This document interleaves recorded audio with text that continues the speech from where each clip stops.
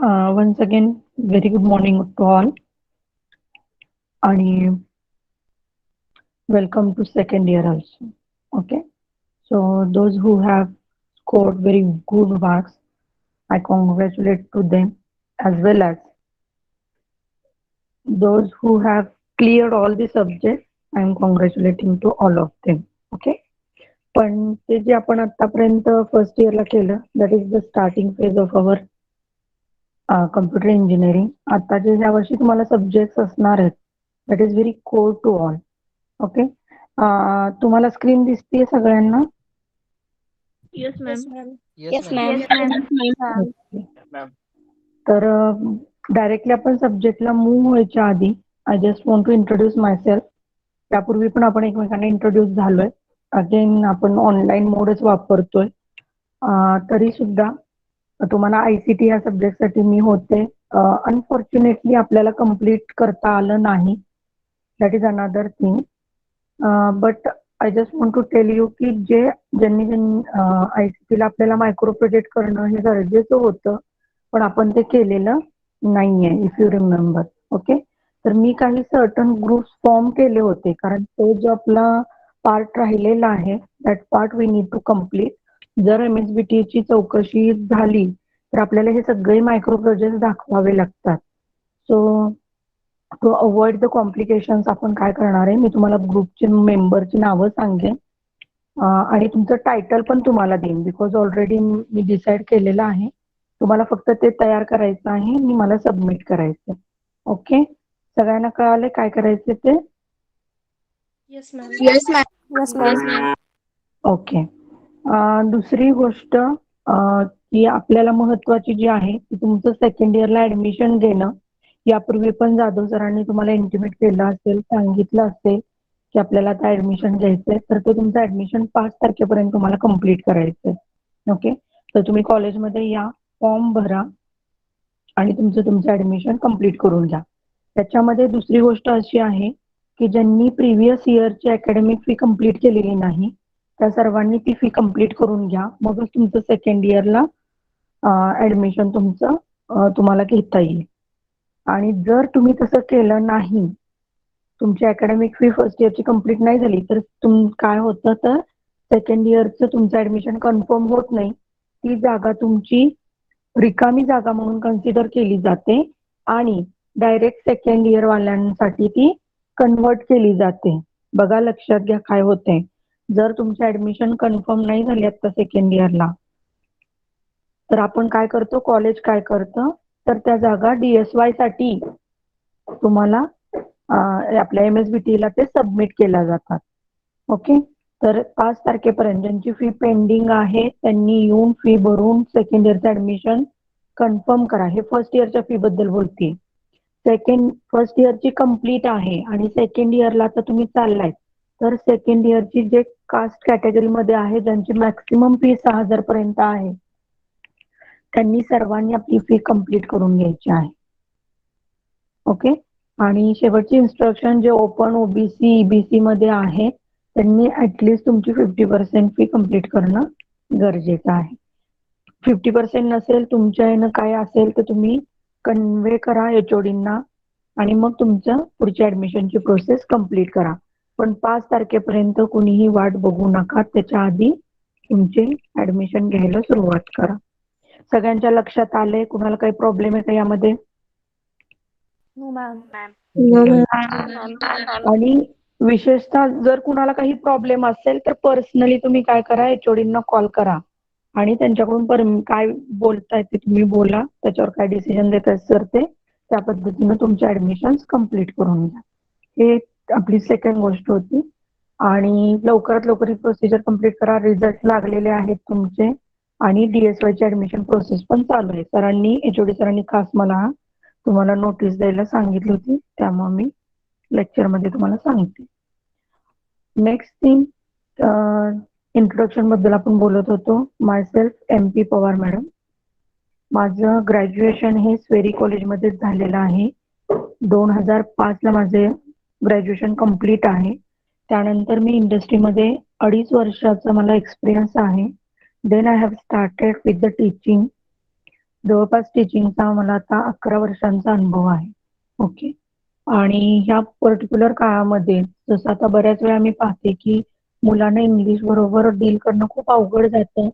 पण जेव्हा तुम्ही डिग्रीला वगैरे जाता, तुम्हाला कुणीही मराठीत सांगत बसणार नाही. ही गोष्ट लक्षात घ्या. स्वतःला पण तुम्ही थोडंसं मोल्ड करण्याचा प्रयत्न करा. जरीही तुम्हाला एखादा पॉइंट नाही कळाला, आपला सब्जेक्ट जेव्हा चालू होईल, त्यावेळेस तुम्ही मला तिथेच विचारा.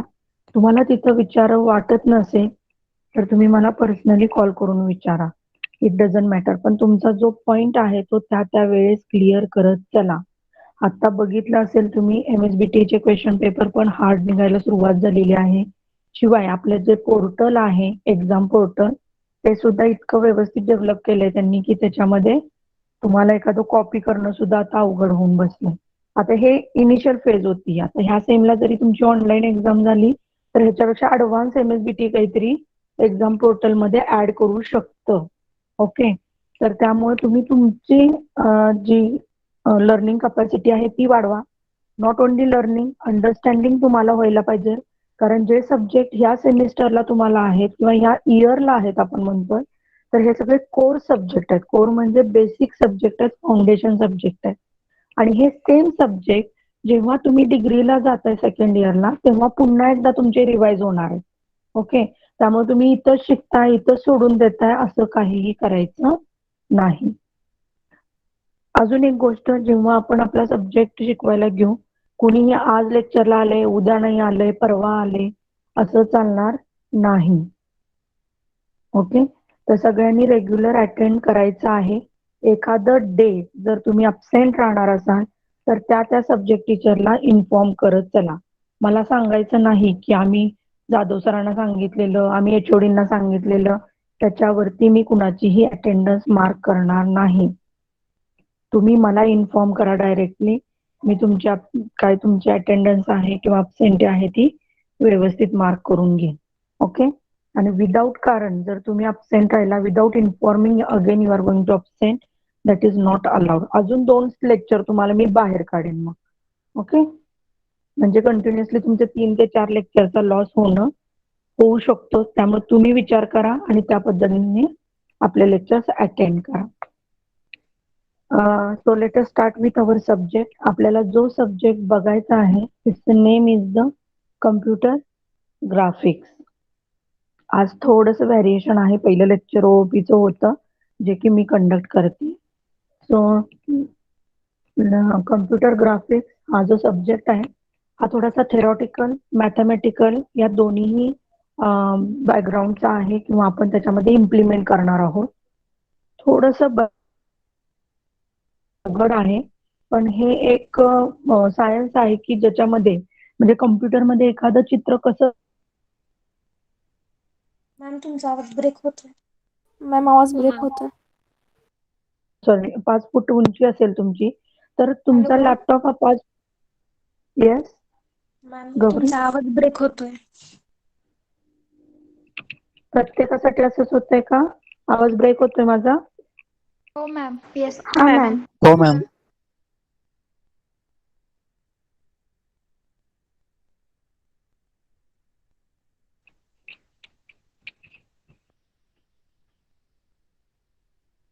आवाज येतोय का व्यवस्थित? गौरी? Yes ma'am. आता येतोय. Yes ma'am. Yes ma'am. Yes ma'am आता. Yes ma'am. Okay, thank you. तर तुमची हाईट जर 5 फूट असेल, तर आपला लॅपटॉप किंवा कॉम्प्युटर किंवा मोबाईल हा आपला 5 फूट नसतो, जर आपल्याला इमेज बघायची असेल. So somewhat science is there. काहीतरी टेक्नॉलॉजी आहे, जी की 5 फूट उंचीच्या व्यक्तीला सुद्धा आपल्याला कॅमेऱ्याच्या त्या साईजमध्ये ती बसवून घेते किंवा आपल्या लॅपटॉपमध्ये त्याची इमेज ही आपण पाहू शकतो. ओके. तर ते जे काही आहे actual thing to computer or the monitor screen जे आहे ते काय आहे, ते आपलं कम्प्युटर ग्राफिक्स आहे.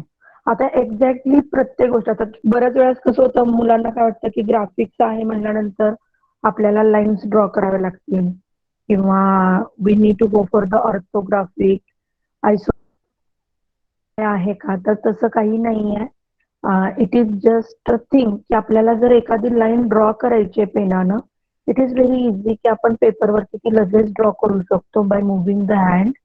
पण जर आपल्याला एखादी लाईन ड्रॉ करायची आपल्या ऍप्लिकेशन मध्ये, तर ती कशा पद्धतीनं करता येईल, तर त्यासाठी आपल्याला ग्राफिक्सची गरज आहे.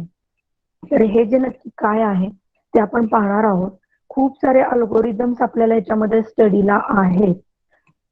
कदाचित आपली ह्यावेळेसची एक्झाम ऑफलाईन सुद्धा होऊ शकते, त्यामुळे बोथ वेनं आपण प्रिपेअर करायचं आहे. ऑनलाईन सुद्धा प्रिपेअर करणार आहोत, ऑफलाईन सुद्धा प्रिपेअर करणार आहोत. We are not sure about की आपली यावेळेस ऑनलाईनच होईल, कारण बऱ्याच ठिकाणी आता शाळा चालू झालेल्या आहेत. मे बी 2 महिन्यात कॉलेजेस स्टार्ट होतील किंवा नाही पण होणार. It may be going to start in the next semester. Okay, पण आता ऑफलाईन एक्झामसाठी सुद्धा आपल्याला प्रिपेअर व्हायचंय. तर त्यामुळे जे काही अल्गोरिदम्स असतील ते तुम्ही लक्षात घेणं, समजून घेणं किंवा शक्य असेल तर पाठ करणं हे गरजेचं राहणार आहे. ओके, तर आपल्या ह्या सब्जेक्टमध्ये टोटल 6 कोर्स आउटकम आहेत. कोर्सचा अर्थ होतो की तुमचा सब्जेक्ट मे बी तुम्हाला माहित असेल तर प्रत्येक सब्जेक्टला एनबीएच्या लँग्वेजमध्ये, एनबीए म्हणजे काय आहे, national board of accreditation. National board of accreditation काय करतं, तर तुमच्या कॉलेजची, तुमच्या इन्स्टिट्यूटची प्रत चेक करतं की ती अगदी बाहेरच्या, म्हणजे एक स्टँडर्ड जी टेक्नॉलॉजी आहे किंवा स्टँडर्ड वे जो आहे कंडक्शनचा, त्याच्यानुसार आपला सिलेबस सेट झालेला आहे का, त्याच्यानुसार टीचर लोक विद्यार्थ्यांचा अभ्यास घेतात का, विद्यार्थ्यांना ते त्याच पद्धतीनं समजतं का, उजवीकडे जावं म्हणलं तर ते डावीकडे तर जात नाहीत ना. तर ह्या सगळ्या गोष्टी ज्या आहेत त्या चेक करण्यासाठी एक कमिटी असते, एक संस्था असते, ज्याला नॅशनल बोर्ड ऑफ ॲक्रिडिटेशन असं म्हणलं जातं. खूप चांगल्या प्रतीचं मानांकन आहे हे. ते ह्या प्रत्येक गोष्टी आपल्या चेक करतं, अकॅडमिक पण एक्स्ट्रा करिक्युलर पण. असं नाही की फक्त अभ्यास एके अभ्यास. तुम्हाला जरी कुठे चान्स मिळाला की नाही मला स्पोर्ट्समध्ये चान्स मिळतोय, एका डिस्ट्रिक्ट लेवलला प्ले करायला चान्स मिळतोय, तर तुम्ही जाऊ शकता. पण बिफोर दॅट की तुम्ही कॉलेजला इंटिमेट करा, सांगून द्या की आम्ही जाणार आहे, पार्टिसिपेट करत आहोत. एखादी कशाची तरी डिझायनिंग कॉम्पिटिशन आहे, पण ती कशी हवी, गल्लीतली नकोय आपल्याला. आमच्या आळीत ती ठेवली आहे, आमच्या गल्लीत ती ठेवली आणि आम्ही पार्टिसिपेट करतोय. We are not expecting that. तुमची तहसील लेवलला असेल, तालुका लेवलला असेल, डिस्ट्रिक्ट लेवलला असेल, झोनल असेल, तर ह्या पद्धतीनं जे काही असेल तर अशा मॅचेसमध्ये तुम्ही पार्टिसिपेट व्हा. This is considered as a extra curriculum. Sorry. Second thing, co curriculum मध्ये पण आहे आपल्याला अकॅडमिकला धरून, जसं की तुम्ही एखादा प्रोजेक्ट बनवताय, तुमच्यातल्या बऱ्याचशा लोकांचं प्रोग्रामिंग चांगलं असेल, मग तुम्ही टेक्निकल इव्हेंटमध्ये पार्टिसिपेट होऊ शकता. मग असे पार्टिसिपेशन करणारे जे विद्यार्थी आहेत त्यांचं सुद्धा, त्यांना मिळालं काही सर्टिफिकेट वगैरे, प्राइज वगैरे, तर आपल्याला काय होतं, that is the one of the key point of our department. आपल्या डिपार्टमेंटसाठी ते एक अचिव्हमेंट म्हणून कन्सिडर केली जाईल. तर हे सगळं एनबीए मध्ये गृहीत धरलं जातं. Come to the our point, course outcome आपल्याला बघायचे, ज्याच्यामध्ये 6 आउटकम आहेत. तर सब्जेक्टचा आउटकम, जेव्हा तुम्ही सब्जेक्ट पूर्णपणे शिकताल त्यावेळेस तुम्हाला कशा पद्धतीनं त्याचं गोल्स आपले जे आहेत ते साध्य होतात, that is called as the outcome. Objective are the goals, outcome is the output. Output हा वर्ड तुम्हाला माहिती आहे. जर तुम्ही हा सब्जेक्ट शिकलात तर हे आउटपुट आपल्याला मिळणार आहे. तर हे जे काही कोर्स आउटकम आहेत हे आपल्या 5 चॅप्टर वरती बेस्ड आहेत. तुम्ही पहिला चॅप्टर शिकलात तर पहिला सीओ तुमचा काय होतोय, कम्प्लीट होतोय, अचीव्ह होतोय. सीओ म्हणजे कोर्स आउटकम. तर तुम्हाला जर लाईन ड्रॉ करता आली तर तुम्ही काय केलंय, पहिला अचीव्ह केला आहे. जर तुम्ही लाईनचा अल्गोरिदम यूज केला, स्टार्टिंग पॉइंट एंड पॉइंट घेतला आणि त्याच्यामध्ये एक लाईन ड्रॉ करू शकलात with algorithm, it is a achievement of the second CO. तर अशा पद्धतीनं जे काही 6 सीओ आहेत ते आपण डिस्कस करणार आहोत. कुठला सीओ कुठल्या चॅप्टरचा आहे आणि हे तुम्ही वहीमध्ये लिहायचं पण आहे. मी तुम्हाला सिलेबस सेंड करेन, तो सिलेबस कम्प्लिटली आपल्या नोटबुक मध्ये असायला पाहिजे. Okay, so next is the आपण पुढचे CO न वाचता काय करूया, टीचिंग अँड एक्झामिनेशन स्कीमला जाते. Is it visible? सगळ्यांना दिसतंय का झूम करण्याची गरज आहे? दिसतंय मॅम. Yes, ma'am. दिसतंय मॅम. ओके, थोडस तरीही मी झूम करून घेते. टीचिंग स्कीम जी आहे त्याच्यामध्ये तुम्हाला मार्किंगचा पण अंदाज येऊन जाईल. आपल्या ह्या सब्जेक्टसाठी 3 लेक्चर आणि 1 प्रॅक्टिकल असणार आहे. हे जे 3 आणि 2 दिले याचा अर्थ तासांमध्ये आहे. 2 तासाचं एक प्रॅक्टिकल असतं जे सोमवारी आपलं नेहमी असणार आहे, टाइम टेबल बघितलं असेल. त्यानंतर 3 तास लेक्चर असेल, असं आपलं टोटल 5 तासाचं वीकली आपलं वर्कआउट असणार आहे. पेपरचं जर तुम्ही ऑफलाईन कन्सिडर केला तर 3 तासाचा वेळ आहे. ऑनलाईन साठी वी आर अवेअर की आपल्याला 2 तासाचा वेळ आहे. त्यामध्ये 70 मार्क तुमचे मॅक्सिमम आहे. मिनिमम तुम्हाला 28 मार्क पडणं अपेक्षित आहे. ओके, तर हे ESCचं झालं, म्हणजे एंड सेमिस्टर एक्झामिनेशन. आता तुमचं जे असेसमेंट आहे ते कशावर बेस्ड आहे? 30 मार्क्स असेसमेंट आहे. त्याच्यामध्ये तुम्हाला 0 पडले तरीही चालतील, तुमचाच लॉस आहे.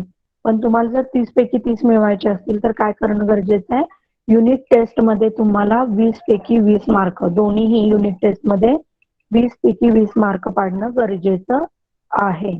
थोडक्यात UT1 आणि UT2 मध्ये जे काही मार्क्स पडतील त्याचं ऍव्हरेज तुमचं 20 मार्कांचं कन्सिडर केलं जाईल. राहिलेले 10 मार्क पुन्हा एकदा मायक्रो प्रोजेक्ट साठी तुम्हाला रिझर्वड आहेत. मायक्रो प्रोजेक्ट मध्ये ग्रुप परफॉर्मन्स हा 6 मार्काचा, तर इंडिव्हिज्युअल परफॉर्मन्स हा 4 मार्काचा आहे. जर ग्रुपमध्ये तुम्ही नाव घेतलं आणि एखाद्या विद्यार्थ्यांनी तिथे काहीच कॉन्ट्रीब्यूट नाही केलं तर त्याला इंडिव्हिज्युअल मार्क मी 0 देणार आहे. ओके, जरी इकडे त्याला 6 पैकी 6 पडले तरी इंडिव्हिज्युअलला त्याला 0 मार्क देण्यात येतील. तर ते तुम्ही समजून घ्या. अशा पद्धतीने तुमचं 30 मार्काचं असेसमेंट असणार आहे. त्याच्यानंतर तुमचा प्रॅक्टिकल परफॉर्मन्स येतो. त्यामध्ये तुमची इंटरनल ही 25 मार्काची असेल. इंटरनल मध्ये तुम्हाला फायनलला जेव्हा सिलेबस कंप्लीट होईल त्यावेळेस तुम्हाला मी 25 मार्काची ओरल घेणार आहे. Okay, though it is internal तरी सुद्धा तुमची ओरल कन्सिडर होईल. 5-6 काय क्वेश्चन्स असतील विचारले जातील आणि त्याच्यानुसार तुम्हाला मार्कांमध्ये कन्वर्ट होईल. रेकॉर्डिंग असणार आहे त्यामुळे तुम्ही काही टेन्शन घेऊ नका. तुमचं तुम्हाला लक्षात येईल की तुम्ही किती क्वेश्चनचे आन्सर्स दिलेले आहेत. आन्सर देणं अपेक्षित नाहीये, करेक्ट आन्सर देणं अपेक्षित आहे. ओके, त्यामध्ये मिनिमम मार्क हे 10चे असतील. प्रॅक्टिकल असेसमेंट साठी तुम्हाला मॅन्युअल आहे. त्या मॅन्युअल मध्ये तुमच्या एक्सपेरिमेंटला 25 पैकी मार्क आहेत. त्याच्या सगळ्यांचा ऍव्हरेज आय थिंक 16 एक्सपेरिमेंट आहे. तर 16 एक्सपेरिमेंटला तुम्हाला प्रत्येक एक्सपेरिमेंटला 25, त्याचं कन्व्हर्जन जेवढे काही मार्क्स मिळतील तुम्हाला त्याचं कन्व्हर्जन अगेन 25 मार्काच्या अगेन्स्ट केलं जाईल. तर अशा पद्धतीनं प्रॅक्टिकल असेसमेंटसाठी 50, तर थेरी असेसमेंटसाठी 100. तर हा टोटली 150 मार्काचा सब्जेक्ट आपल्याला या सेकंड सेमला आहे. त्याचा सब्जेक्ट कोड लक्षात ठेवायचा आहे तुम्ही. इट्स 22318.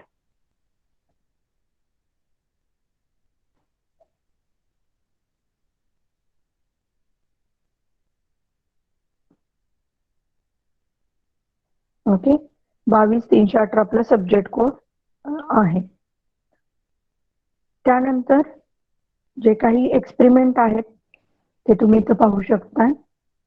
आज थोडंसं आपलं सुरुवात पण करणार आहे कारण almost I am going to take the 1.5 hour. त्यामुळे लक्ष द्या. पहिला प्रोग्राम आहे की तुम्हाला पिक्सल पुट करायचं आहे. आपण जे काही प्रॅक्टिकली परफॉर्म करणार आहोत हे तुमच्या माहीत असलेल्या लँग्वेज मध्येच आहे. सी लँग्वेज मध्येच आपण सगळं कम्प्लीट करणार आहोत. जरीही आपण सी लँग्वेज मध्ये करणार असलो तरी थोडीशी त्याची लँग्वेज जी आहे किंवा त्याचे सिंटॅक्स जे आहेत ते वेगळे आहेत. That we are going to see at the time of practical. Pixel plot करणं, लाईन ड्रॉ करणं, सर्कल, रेक्टँगल, इलिप्स हे जे काही आहे त्याचा यूज करून वेगवेगळे शेप्स बनवणं, जसं की एखादी कार तयार करणं किंवा एखादी स्माइली तयार करणं. हे काय आहे? कारण आपल्याला स्माइलीसाठी एक सर्कल लागेल, त्यामुळे त्यामध्ये डोळ्यांसाठी छोटे 2 सर्कल लागतील, एक लाईन लागेल. तर अशा पद्धतीने तुम्ही काय करू शकता, जे काही ऑब्जेक्ट्स आपण इथं ड्रॉ करायला शिकू त्याच्यावरून वेगवेगळे ऑब्जेक्ट तुम्ही स्वतः तयार करू शकताय. त्यानंतर काही जे अल्गोरिदम मी तुम्हाला म्हणलं ते अल्गोरिदम्स आपण इम्प्लिमेंट करणार आहोत सेकंड एक्सपेरिमेंट पासून. ओके, तर त्याच्यामध्ये डीडी अल्गोरिदम, ब्रेझनम्स अल्गोरिदम आहे. तर ह्या पद्धतीने आपले वेगवेगळे एक्सपेरिमेंट आहेत ज्याच्यामध्ये दोन दोन गोष्टी शक्यतो आपण एका प्रॅक्टिकल मध्ये कव्हर करणार आहोत. Next we have the syllabus. पहिला जर तुम्ही चॅप्टर बघितला, it is a basics of computer graphics. Computer graphic मध्ये बेसिक काय काय आहे त्याच्यावरती त्यांनी फोकस केलंय. इमेज म्हणजे काय, ऑब्जेक्ट म्हणजे काय आहे, पिक्सल, रिझॉल्यूशन, टेक्स्ट मोड,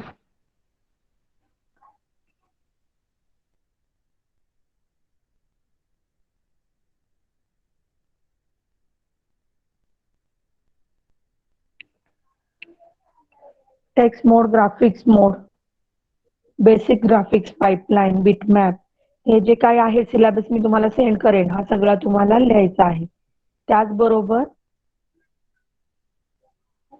तुम्हाला मी आपल्या सब्जेक्टचं जे इम्पॉर्टन्स वगैरे आहे ते सुद्धा सेंड करेन. सिलेबस लिहून झाल्यानंतर किंवा जे काही पॉइंट्स आहेत कशा पद्धतीने लिहायचंय ते सुद्धा तुम्हाला मी टेलिग्राम वरती देईन. तर त्या सिक्वेन्सनं तुमच्या नोटबुक मध्ये असायला पाहिजे. Finally I am going to check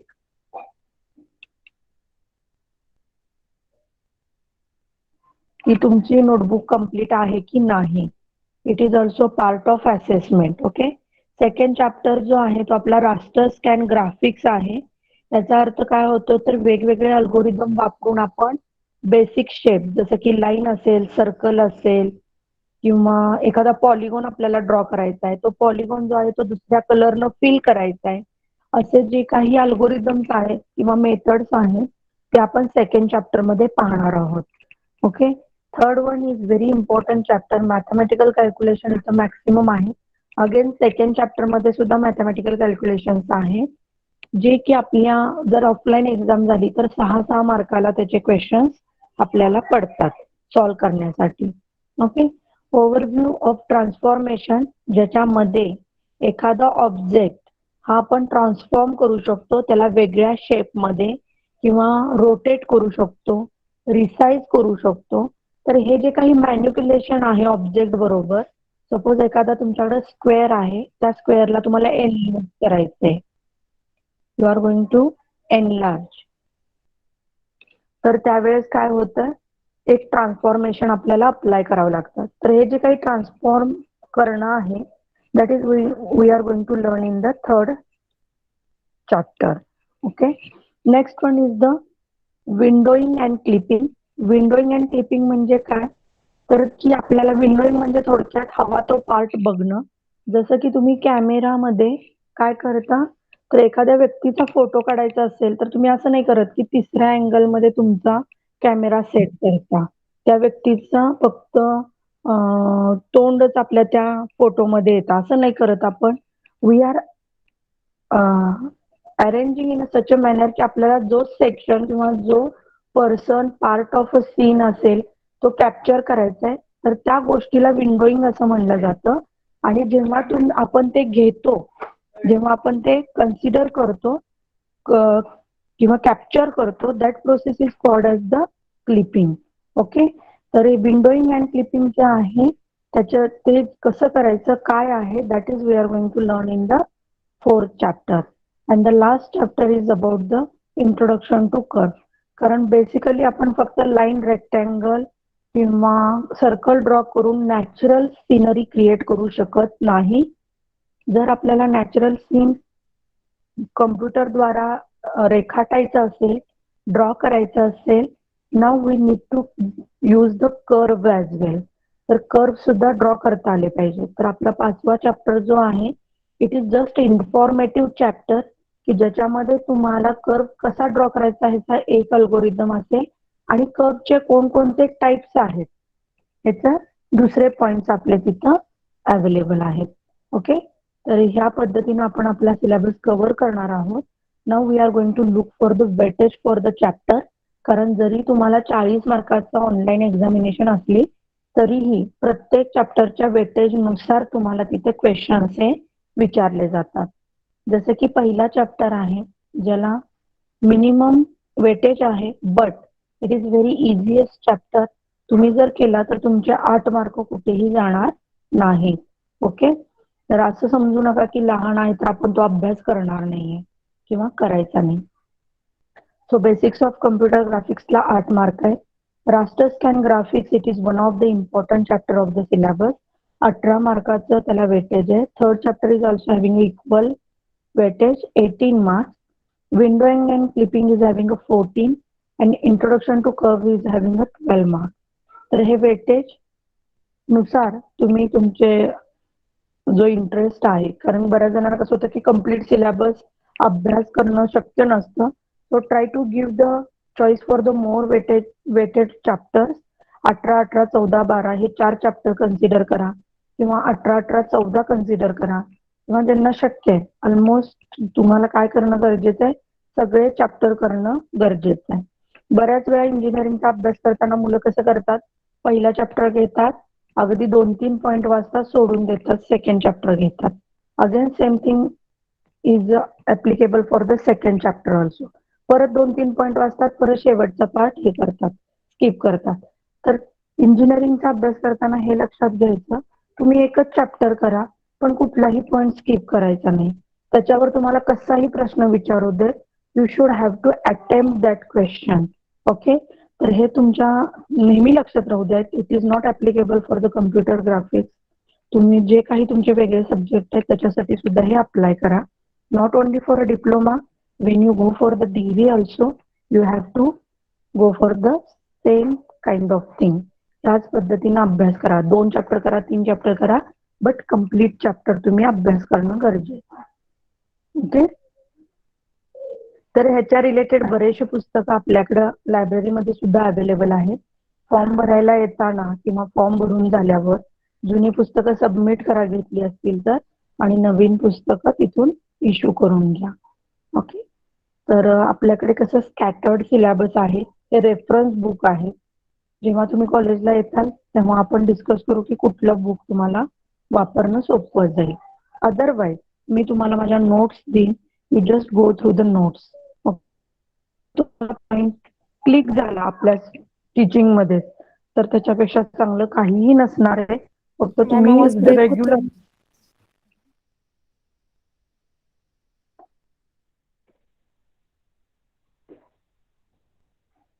Nikita, आवाज ब्रेक होतोय.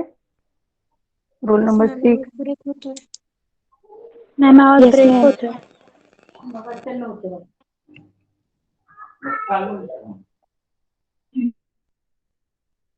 ओके, तर हे जे काही पुस्तक आहेत ह्यातलं जरी तुम्हाला घ्यायचं असेल तरी घ्या. फक्त चेक करा की आपलं मॅक्सिमम सिलेबस त्या बुक्स मध्ये असेल. ओके, तर हा आपला कम्प्लीट सिलेबस झाला. त्यानंतर आपलं जे मॅन्युअल आहे ते ह्या स्वरूपाचं मॅन्युअल आहे, कम्प्युटर ग्राफिक्स म्हणून.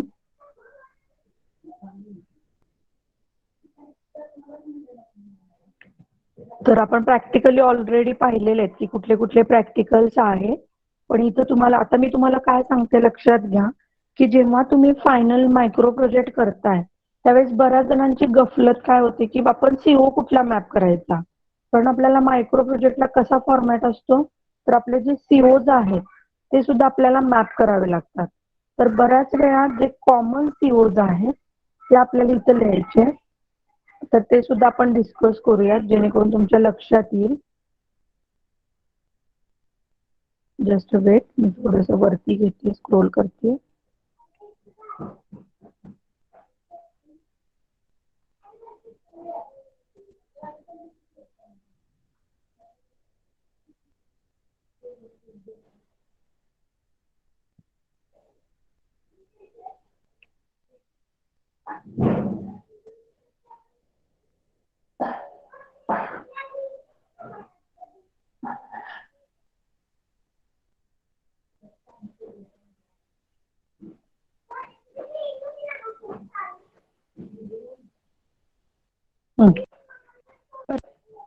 जिथे आपण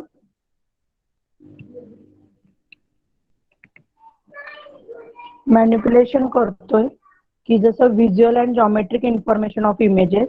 जेव्हा तुम्ही एखादा मायक्रो प्रोजेक्ट तयार करताल त्यावेळेस बेसिकली तुम्ही पिक्सल, लाईन, सर्कल, रेक्टँगल किंवा इलिप्स वापरलेलाच असणार आहे. त्यामुळे तुमचा ऑलमोस्ट पहिला सीओ हा काय होतो, मॅप केला जातो. तर जेव्हा तुम्ही मायक्रो प्रोजेक्ट क्रिएट कराल, त्याचा अनेक्शर पेज लिहिताल, त्यावेळेस सीओ मध्ये प्रत्येकाच्या सीओ मध्ये पहिला सीओ हा कंपल्सरी येणार आहे. तुम्हाला जर लक्षात येत नसेल तर कुठेतरी लिहून ठेवा. मायक्रो प्रोजेक्ट करताना तुम्हाला पहिला सीओ हा प्रत्येकाला टाकायचा आहे. And it has to be, कारण तुम्ही कुठे ना कुठेतरी लाईन वापरता, सर्कल फंक्शन वापरता आणि त्यामुळे आपला हा सीओ मॅप केला जातोय. नेक्स्ट जे आहे, तर एखादा स्पेसिफिक ऑब्जेक्ट ड्रॉ करण्यासाठी तुम्ही अल्गोरिदम वापरता किंवा अप्लाय करता, तर ते तुम्ही वापरलं असेल, ओके, जसं की लाईन, सर्कल हे ड्रॉ करण्यासाठी जर तुम्ही काही अल्गोरिदम वापरला असेल तर सेकंड आपला सीओ मॅप होतो आणि त्यावेळेस तुम्हाला तो टाकायचा आहे. ओके. किंवा तुम्ही ट्रान्सफॉर्मेशन करून दाखवताय, मला वेगवेगळ्या टाइप्सचे ट्रान्सफॉर्मेशन आहेत, एखादा वेगळा ऑब्जेक्ट घेतलाय, तर त्यावेळेस आपल्याला तिसरा हा ऑब्जेक्ट सीओ हा मॅप होतोय. नंतर प्रोजेक्शन आहे. प्रोजेक्शनचा वापर कशात होतो, कारण आपण ग्राफिक शिकलेला आहात. जेव्हा तुम्ही ऑर्थोग्राफिक वगैरे काढला असेल, you are putting the projection. So similarly real object हा कॅमेरा ऑब्जेक्ट मध्ये कन्व्हर्ट करताना किंवा स्क्रीन ऑब्जेक्ट मध्ये कन्व्हर्ट करताना आपण काय करतोय, प्रोजेक्शन टाकतोय. तर असा काही कॉन्सेप्ट जर तुमच्या मायक्रो प्रोजेक्ट मध्ये असेल तर तुम्ही हा सीओ त्याला मॅप करू शकता. Again clipping algorithm, create curve हे थोड्याफार फरकानं ऑलमोस्ट जास्त मॅप होणारे तुमचे सीओ जे आहेत ते पहिले 3 सीओ आहेत. Again it is based on की तुम्ही कुठला प्रोजेक्ट हा डेव्हलप केलेला आहे. फक्त एवढं लक्षात ठेवा, प्रत्येकानं पहिला सीओ तर टाकणं गरजेचं आहे. मग त्याच्यासोबत जर तुम्ही काही यूज केलं असेल तर त्यानुसार तुम्ही बी आणि सी नंबरचा सीओ घेऊ शकता. ओके. त्यानंतर प्रॅक्टिकल आउटकम हा एक पॉइंट असतो.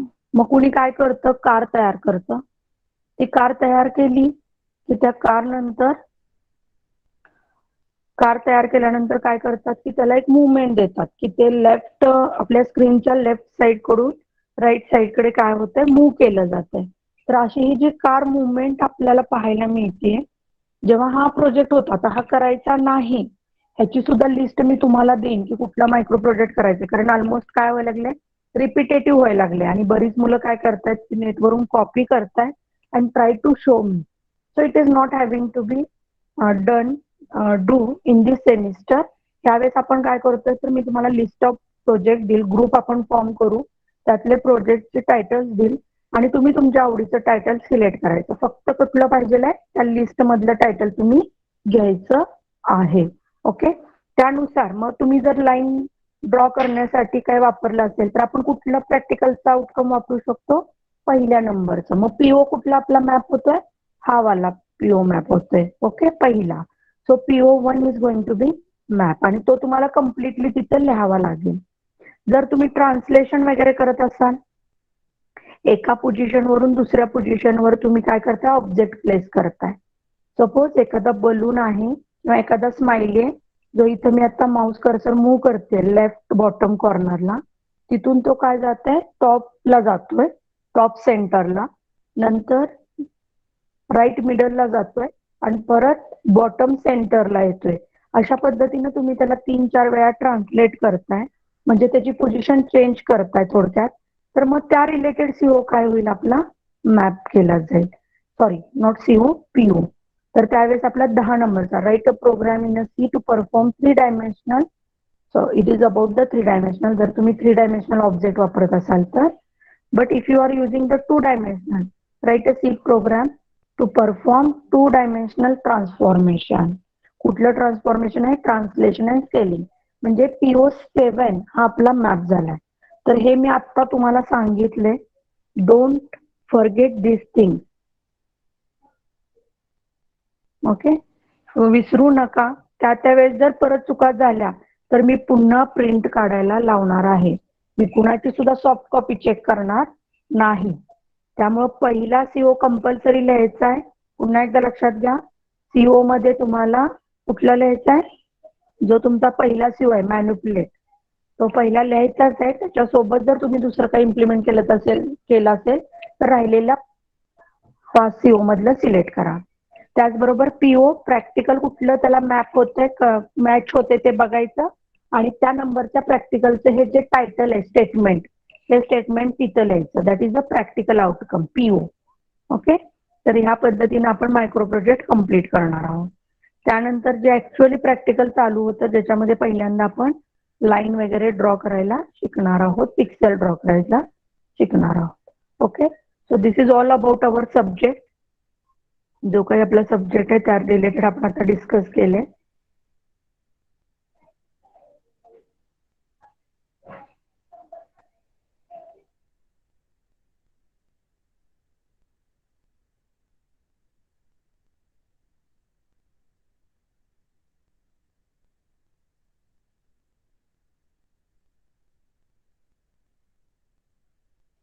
तर ही जी टीचिंग स्कीम पाहिली आपण सिलेबस मध्ये पण होती, ती अशा पद्धतीने तुमच्या नोटबुक मध्ये पण लिहून ठेवा. सिलेबस तुम्हाला पूर्ण लिहायचा आहे, मी सुद्धा लिहिलेला आहे. So you are also suppose to write this. Course outcome मी इथं लिहिलेलं आहे, ते सुद्धा तुम्ही लिहायचे आहे. ओके, सो सिलेबस मी तुम्हाला पाठवेन, त्याच्यानुसार हे तुम्ही लिहून काढा. कुठला पॉईंट कधी लिहायचा ते मी तुम्हाला नंतर सांगेन. त्यानंतर we will just start with our first chapter, basics of computer graphics. बरं, ह्या आपण स्टार्ट करणार आहोत. त्याच्या आधी कुणाला काही डाऊट असेल तर प्लीज विचारा.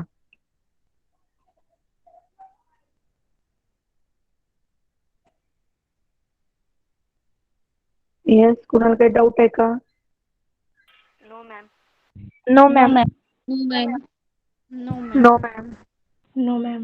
ओके, काम करा आता. तुमचा रोल नंबर आणि अटेंडन्स म्हणजे नाव हे तुम्ही काय करा, चॅट बॉक्सला तोपर्यंत पुट करा, म्हणजे तुमची ती अटेंडन्स सुद्धा रेकॉर्ड होते.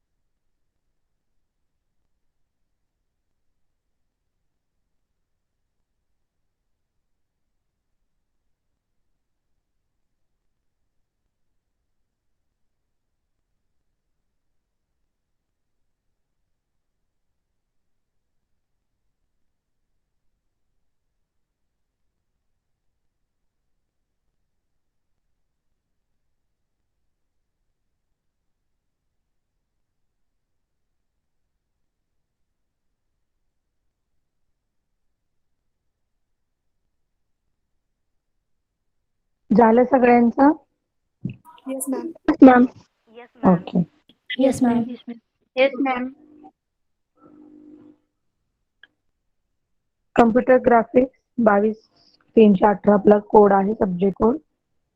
नाव what is the computer graphics हे पहिल्यांदा पाहायचं आहे. तर ह्या पर्टिक्युलर कम्प्युटर ग्राफिक्स हे वर्ड म्हणजे काय आहे, एक प्रोसेस आहे ज्याच्यामध्ये आपण काहीतरी क्रिएट करतोय किंवा ऑलरेडी एक्झिस्टेड असेल तर त्याला मॅनिप्युलेट करतो. मॅनिप्युलेट करणं म्हणजे काय, तर एखादं ऑब्जेक्ट आहे त्याची साईज वाढवणं, कमी करणं, कलर चेंज करणं किंवा त्याचं स्केलिंग करणं म्हणू शकतो आपण, किंवा त्याचं ट्रान्सपोजिशन करणं म्हणजे एका लोकेशनवरून दुसऱ्या लोकेशनवरती त्याला सेंड करणं. तर ह्या गोष्टींना, ह्या ऑपरेशनला आपण काय म्हणतो, मॅनिप्युलेशन. स्टोअर करू शकतो, डिस्प्ले करू शकतो geometric object and the images. Geometric object म्हणजे काय, मग त्याच्यामध्ये आपली लाईन येईल, रेक्टँगल येईल, सर्कल येईल, that is all this thing. Okay, तर कॉम्प्युटर ग्राफिक्स हे काय आहे? प्रोसेस आहे. आपल्याला ती फॉलो करायची आहे टू क्रिएट समथिंग.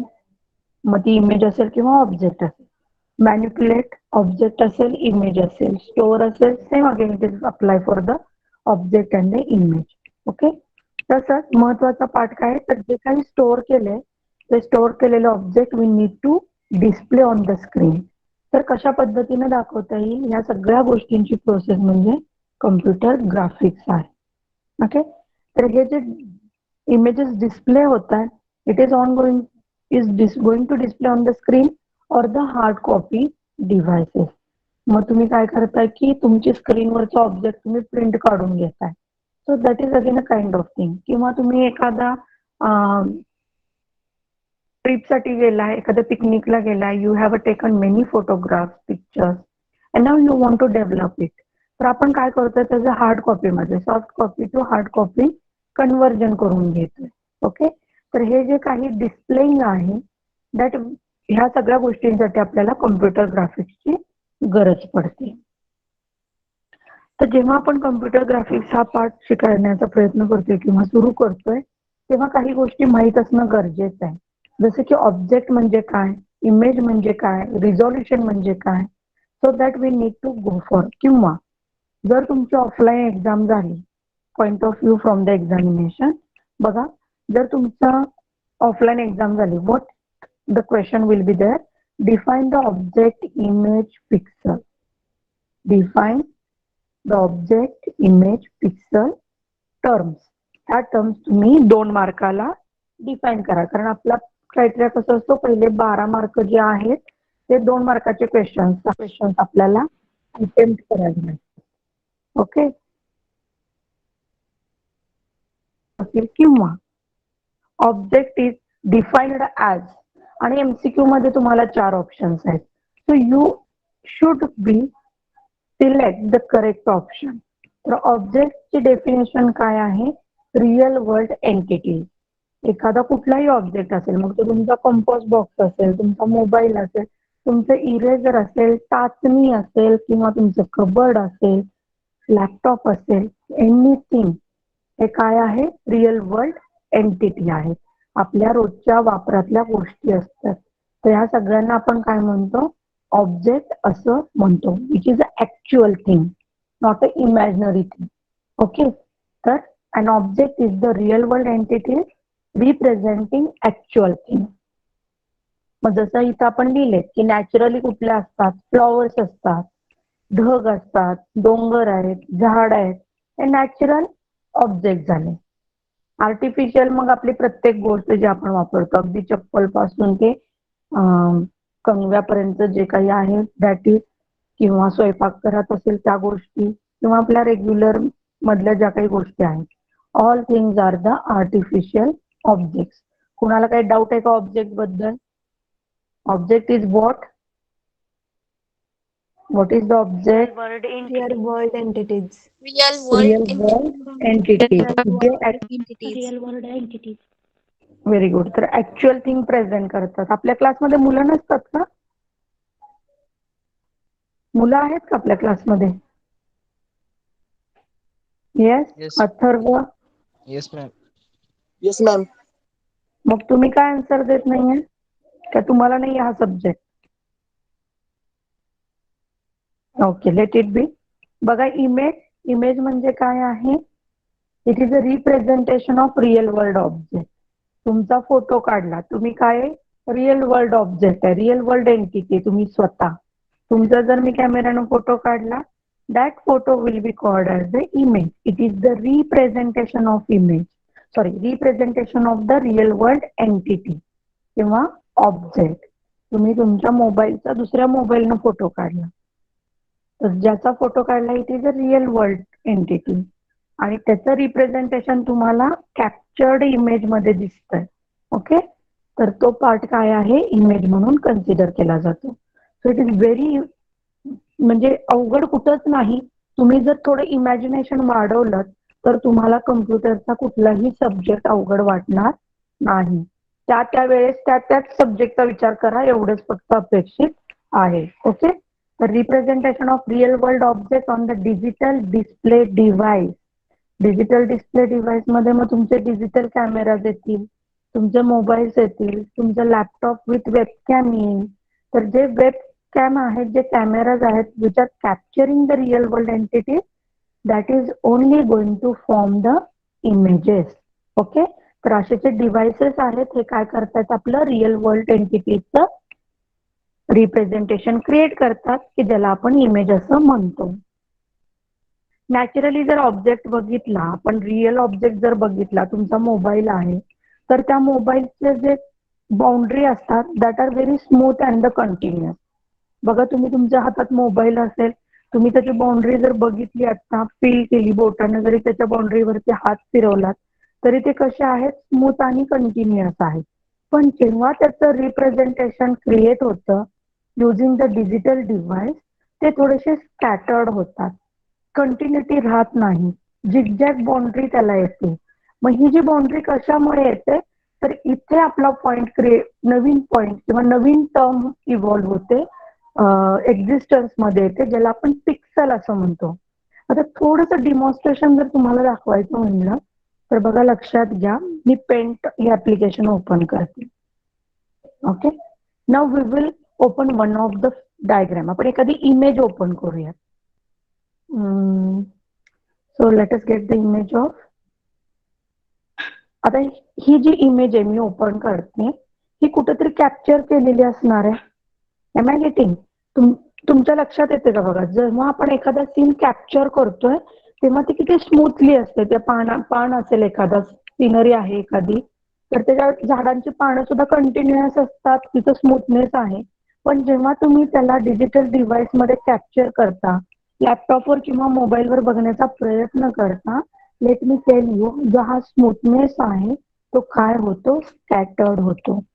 आता ही जांभळी फुलं असणार आहेत, ही जांभळी फुलं स्कॅटर्ड असतील का? त्यांच्या बाउंड्रीज ज्या आहेत तिचं स्कॅटरनेस असेल का? नाही. Okay, so we will take the another picture also, जेणेकरून तुमच्या जास्त लक्षात येईल. ओके, तर हे बघताना, लांबून बघताना अगदी व्यवस्थित वाटतं, थोडंसं झूम केल्यावर तुमच्या लक्षात येईल. ओके, यू कॅन सी या.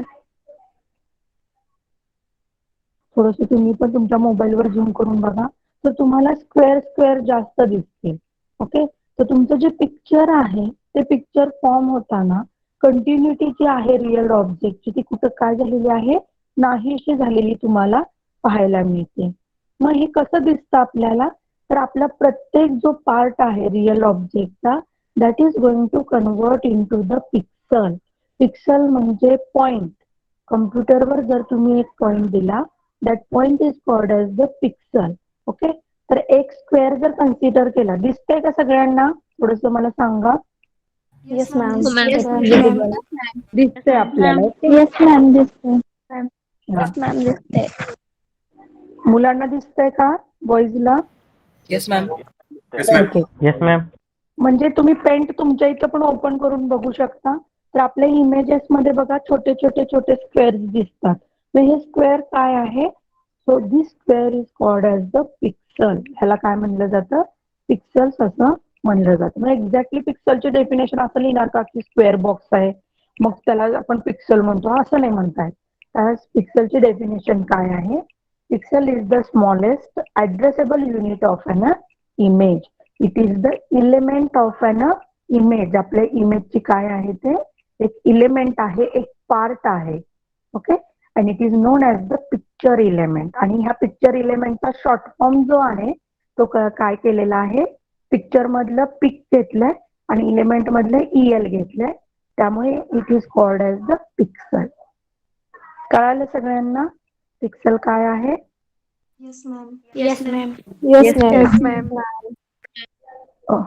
ओके, तर मग ह्याला ऍड्रेसेबल का म्हणलं असेल? कॅन एनीबडी आन्सर मी? कुणीतरी गेस करा की आपण एखाद्या पिक्सलला किंवा जे पिक्सलची डेफिनेशन आहे त्याला ऍड्रेसेबल का म्हणलं जातं? का म्हणलं असेल? Why it is called as the addressable unit? Because, let me tell you, कारण आपण त्या पिक्सलला त्याची जे कलर व्हॅल्यू आहे ती चेंज करू शकतो. त्याला कुठे पुट करायचं, कुठे त्याला इनविजिबल करायचं, that we can decide as a programmer. So it is called as the addressable. आपण त्याला काय करू शकतो, मॅनिप्युलेट करू शकतो. It doesn't mean that we can change its size. आपण साईज चेंज करू शकत नाही. मी ॲड्रेसेबल का म्हणलं, जर मला लाईन ड्रॉ करायची तर आपण लाईन ड्रॉ कशी करतो, तुम्ही म्हणाले आम्ही पेन घेतो आणि एक रेष ओढतो. Not like this. We are connecting a pixel in a straight way. एका कंटिन्युअस वे मध्ये, स्ट्रेट पाथ मध्ये आपण काय करतो, पिक्सल एकमेकांना जॉईन करत जातो. आपली इंक जी आहे ती काय करते, पिक्सल पिक्सल पिक्सल भरत जाते from starting point two ending point. So what we are ultimately doing with the hand, we are changing the color of pixel. त्यामुळे ह्याला काय म्हणलं जातं, ऍड्रेसेबल. कुठल्याही एका सिक्वेन्शियल पाथ मध्ये, एका सिंक्रोनस पाथ मध्ये आपण त्याला बदललं, त्याचा कलर व्हॅल्यू चेंज केली तर आपल्या समोर एक ऑब्जेक्ट क्रिएट होताना आपल्याला दिसतो. That's why it is called as the smallest addressable unit. Object is what? Real world entity. Image is what?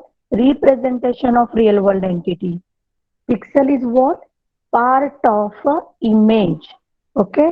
तर ह्या जे काही डेफिनेशन्स आहेत हे लक्षात घ्या, लक्षात ठेवा, कारण MCQ ला सुद्धा विचारलं जाऊ शकतं. तर पिक्सल जे आहे स्मॉलेस्ट साईज ऑब्जेक्ट आहे किंवा एखादा कलर स्पॉट आहे जो डिस्प्ले केला जातो, ऍड्रेस केला जातो ऑन द मॉनिटर. ओके.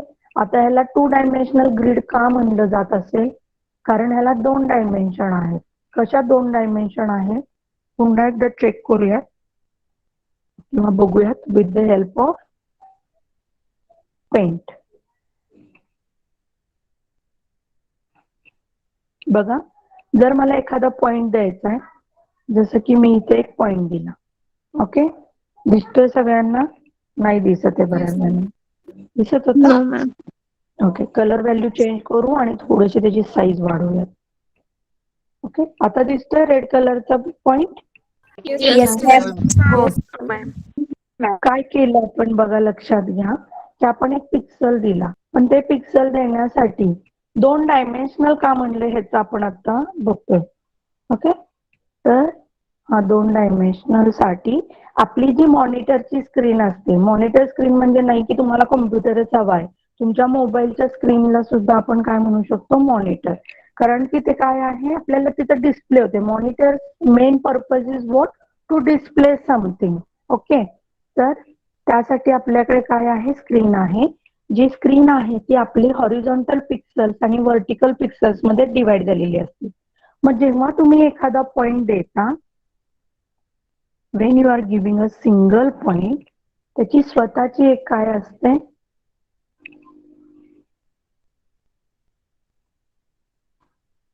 स्वतःची त्याची एक एक्स व्हॅल्यू असते, त्याचबरोबर वाय व्हॅल्यू असते.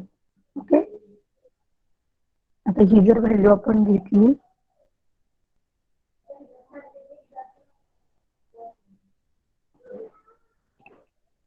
Okay, so it is a x value. बरोबर आहे ना? ह्या 0 पासूनच ह्या ऍक्सिस वरचं distance, this is a x axis. आणि जेव्हा तुम्ही व्हर्टिकल डिस्टन्स घेता तेव्हा त्याचं स्वतःच वाय ऍक्सिसची व्हॅल्यू आहे. म्हणजे थोडक्यात एखादा पॉइंट, तुम्हाला पॉइंट पी प्लॉट करायचं असेल स्क्रीनवरती, तर तुम्हाला काय माहित असलं पाहिजे, त्याची एक्स व्हॅल्यू माहित असायला पाहिजे आणि वाय व्हॅल्यू माहित असायला पाहिजे.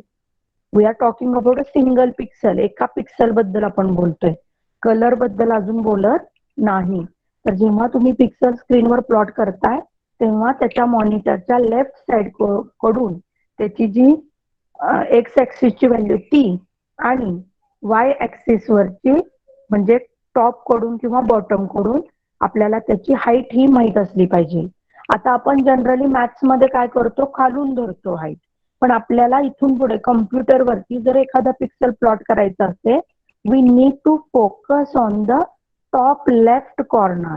म्हणजे थोडक्यात काय, तर जेव्हा तुम्ही काय प्लॉट करत असाल तर तुमचा हा एक्स ऍक्सिस होणार, उलट होणार, आणि हा वाय ऍक्सिस होणार. मग तुम्हाला जो पॉइंट प्लॉट करायचा आहे, if you want to plot any point, एखादा पॉइंट ह्या मॉनिटरवर प्लॉट करायचा आहे, तर तुम्हाला इथून अंतर बघावं लागेल आणि वायचं अंतर तुम्हाला ह्या एक्स ऍक्सिस पासून पाहावं लागेल. ओके, कारण हा आपला एक्स ऍक्सिस असणार, एक्स इज द हॉरिझॉन्टल.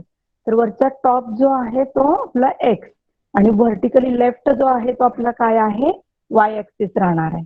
तर एवढाच फक्त चेंज आहे. इथून पुढे जेव्हा तुम्हाला कुठलं ड्रॉइंग करायचं असेल किंवा लाईन ड्रॉ करायची असेल, तेव्हा तुम्हाला हा एक्स पासूनची पिक्सलची हाईट घ्यावी लागेल आणि वाय पासूनचं अंतर तुम्हाला हॉरिझॉन्टल डिस्टन्स कन्सिडर करावं लागेल.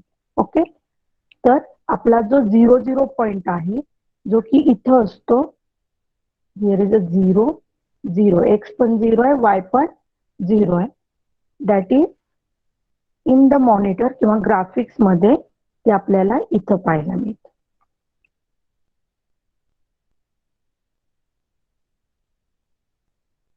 ओके, तर हा आपला 0 पॉइंट. कळालं सगळ्यांना इथपर्यंत? Yes ma'am. Yes, ma'am. Yes, ma'am. Yes तर ह्याला मॅम. 2 डायमेन्शनल ग्रिड का म्हणलंय? कारण प्रत्येक पिक्सलला एक्स ही एक व्हॅल्यू असणार आहे आणि वाय ही सेकंड व्हॅल्यू असणार आहे. त्यामुळे ह्याला 2 डायमेन्शनल ग्रिड असं म्हणलं जातं. कारण आपल्याकडे रो आणि कॉलम. हा बोला गौरी. मॅम त्याला ऍड्रेसेबल युनिट का म्हणायचं ते परत एकदा सांगता का? ऍड्रेसेबल युनिट का म्हणायचं? कारण जेव्हा तुमचा पिक्सल असतो तर त्या पिक्सलची कलर व्हॅल्यू, थोडक्यात जर मी इथं ग्रीड लाईन घेतलं आणि ह्या ग्रीड लाईन मध्ये जे तुम्हाला आता स्क्वेअर्स दिसत आहेत, फॉर एक्झाम्पल मी सांगते. ओके, तर ह्या प्रत्येक तुम्ही बघू शकताय तुमचे जे जिथे जिथे लाईन ड्रॉ झालेली आहे किंवा आपला पिक्सल घेतलेला आहे आपण इथं, तर हा कुठं आलेला आहे? स्क्वेअर बॉक्स मध्ये आलेला आहे हा पिक्सल पी. ओके, तर आपण ह्या पिक्सलला काय केलेलं आहे? कलर व्हॅल्यू पुट करू शकतो. आता हे ग्रीड लाईन केले, it is not a perfect way, फक्त तुमच्या इमॅजिनेशनला मी हे मिळावं म्हणून सांगते. तर आपला जो स्क्वेअर बॉक्स आहे दॅट इज सिंगल पिक्सल. जेव्हा तुम्ही कलर करत जाताल, हे प्रत्येक पिक्सलची व्हॅल्यू चेंज करत जाताल. कुठली व्हॅल्यू चेंज करताय? साईज चेंज करू शकणार नाही. तुम्ही जर उद्या म्हणलात की मॅडम मला पिक्सल छोटा नकोय, जर असं थोडासा मोठा पाहिजे कारण तो दिसत नाहीये मॉनिटरवर, इट इज नॉट पॉसिबल. कारण जो मॉनिटर तुम्ही सिलेक्ट करता, तुम्हाला माहिती आहे तुमचं टीव्ही स्क्रीन पण आहे, it is again one of the monitor. प्रत्येक स्क्रीन जी आहे ती रो आणि कॉलम मध्ये डिवाइड झालेली असते आणि जेव्हा एखादी स्क्रीन किंवा एखादा एरिया रो कॉलम मध्ये डिवाइड होतो त्याला ग्रीड लाईन्स असं म्हणलं जातं. आणि जेव्हा स्क्वेअर बॉक्स फॉर्म होतात त्या स्क्वेअर बॉक्सला एक पिक्सल असं म्हणलं जातं. मग ह्या पिक्सलची साईज आपण मॅन्युप्युलेट करू शकत नाही. We can manipulate the colour value. मग कुठं ग्रीन असू शकतो, कुठं ब्ल्यू असू शकतो. We are changing the colour value. जेव्हा तुम्ही एखादा ऑब्जेक्ट ड्रॉ कराल, स्माइली ड्रॉ केला तर काय करताल? येलो कलरचा त्याला स्माइलीला कलर देतात, डोळे त्याचे काळे करतात. So what you are doing? You are changing the value of the pixel. त्या पिक्सलची काय करताय तुम्ही इथं? व्हॅल्यू चेंज करताय. ओके, तर त्याला काय म्हणतो आपण? ऍड्रेसेबल. आणि हे आपण प्रोग्रामिंग थ्रू करू शकतो. जरी तुम्हाला वाटतंय नाही नाही पेंट खूप किती छान आहे, मी तो सिंपल असं ड्रॉ केलं, इथं 2 डोळे काढले, त्यांना कलरिंग केलं, जसं की now we will go for. तर हा जो प्रत्येक ऑब्जेक्ट तुम्ही जो वापरताय सर्कल ड्रॉ करण्यासाठी किंवा ते फिल करण्यासाठी, येलो कलर ओतण्यासाठी, ह्याच्या मागे काय आहे? ह्याच्या मागे अल्गोरिदम्स आहेत, तुमचे प्रोग्राम्स आहेत, कम्प्युटर डेव्हलपरनी तयार केलेले प्रोग्राम्स आहेत की बाबा इथला हा ऑब्जेक्ट घेतला, इथला एखादा कलर घेतला आणि माऊसने नुसतं क्लिक केलं की काय व्हायला पाहिजे? तो येलो कलर तिथं आला पाहिजे. तो येलो कलर येताना त्यानं काय चेक केलं पाहिजे? बॉर्डर चेक केली पाहिजे. Everything is a program. प्रत्येक गोष्ट अगदी तुमच्या कम्प्युटरच्या बटन स्टार्ट पासून तुम्ही शटडाऊन करेपर्यंत प्रत्येक गोष्ट काय आहे? प्रोग्रामच आहे. ओके, तर हे प्रोग्राम कसे आहेत? आता आपण एक्झॅक्ट एवढं कलर करणार आहोत फिल, पण आपल्याला अल्गोरिदम मध्ये नाही जायचंय. We are going to do with the available function. जे फंक्शन्स आहेत कलर फिलचे किंवा लाईन ड्रॉचे ते आपण बघणार आहोत. आणि जे अल्गोरिदम्स आहेत सेकंड चॅप्टर मध्ये त्याच्या थ्रू आपण एक एक पॉइंट कसा प्लॉट करत जायचा ते शिकणार आहोत. ओके, तर आता सध्या तुम्हाला काय लक्षात घ्यायचंय, ही जी प्रत्येक पिक्सल आहे ते आपण काय करू शकतो, वी कॅन मॅन्युप्युलेट, आपण चेंज करू शकतो ऍज अ प्रोग्रामर. तर आता हा जो प्रत्येक पिक्सल आहे बाउंड्रीचा असेल किंवा कलरचा असेल, तो काय झालेला आहे, आपला कन्सिडर केलाय, आपण त्याला कलर केलंय. So you can see here very smallest part of our image. Grid line मी इथं कन्सिडर केली. ओके, तर प्रत्येक स्क्वेअर न स्क्वेअर तुमचा फिल झालाय. म्हणजे काय, असं झालंय का हो इथे कुठे की अर्धाच पिक्सल तुमचा भरला गेलाय. तुम्ही इथं रेड कलर ओतलाय तर रेड कलर हा कम्प्लीट स्क्वेअरला आलेला पाहायला मिळेल. थोडस तुमच्या मोबाईलची स्क्रीन सुद्धा तुम्ही काय करा, झूम करून बघा. ओके, तर काय करतोय आपण इथं, आपला जो प्रत्येक पिक्सल आहे तो कलर केलाय, पण इथं अर्धा पिक्सल कुठे सुद्धा कलर झालेला तुम्हाला दिसणार नाही. rather it is going to be filled completely or it is not going to be completely filled. Okay, पण असं निम्माच फिल झालेला कुठं सुद्धा तुम्हाला पाहायला मिळणार नाही. आलं लक्षात? तर मॅनिप्युलेशन म्हणजे काय आहे, ऍड्रेसेबल. ऍड्रेसेबल म्हणजे काय आहे, तर आपण आपल्या त्या पिक्सल बरोबर खेळू शकतो, कुठं दाखवायचा कुठं नाही दाखवायचा, तर हे आपण डिसाईड करू शकतो. म्हणून त्याला काय म्हणलेलं आहे, ऍड्रेसेबल युनिट ऑफ द इमेज. आलं का लक्षात Gauri? Yes ma'am. Yes, ma'am. नंतरचा पार्ट येतो तो रिझॉल्युशनचा.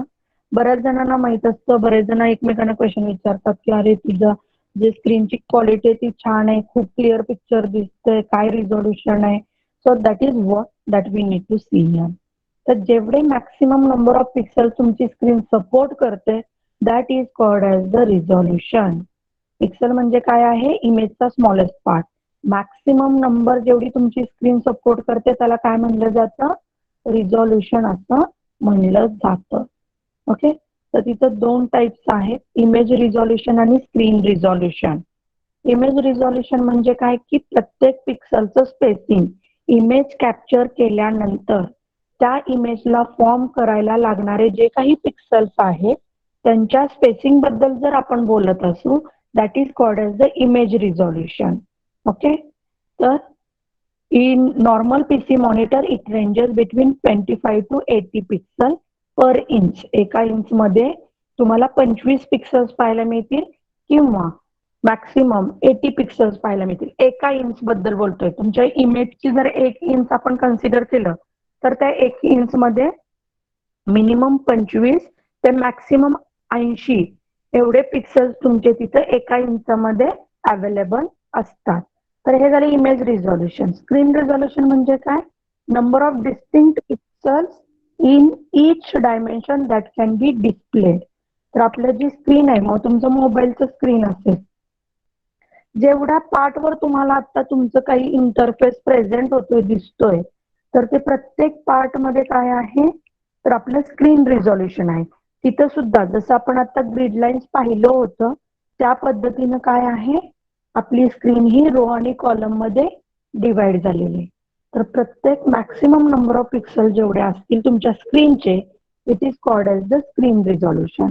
आणि जर इमेज बद्दल बोलत असाल तर it is called as the image resolution. Okay, कधी कधी आपलं ब्लर येते इमेज, जरी आपण त्याचा हार्ड कॉपी मध्ये कन्वर्ट केलं तरी ते काय होतं, थोडंसं ब्लरनेस त्याच्यामध्ये राहतो. So that is not the part of screen resolution. That is the concern किंवा तो प्रॉब्लेम कुणासाठी आहे, इमेज रिझॉल्युशनचा तो प्रॉब्लेम कन्सिडर केला जातो. तुम्ही सुद्धा जेव्हा एखादा तुमचा अभ्यास झाला त्याचा फोटो काढता तर ते स्क्रीन रिझॉल्युशनचा प्रॉब्लेम नाही, तो जर ब्लर आला तर तो स्क्रीन रिझॉल्युशनचा प्रॉब्लेम नाही. तुम्ही कॅप्चर करताना काय केलेलं आहे, तुमची इमेज तर हल्ली, कॅमेरा तरी हल्ला, त्यामुळे तो ब्लरनेस आला. So that kind of thing relate to the image resolution. येते का लक्षात सगळ्यांच्या? Yes, ma'am.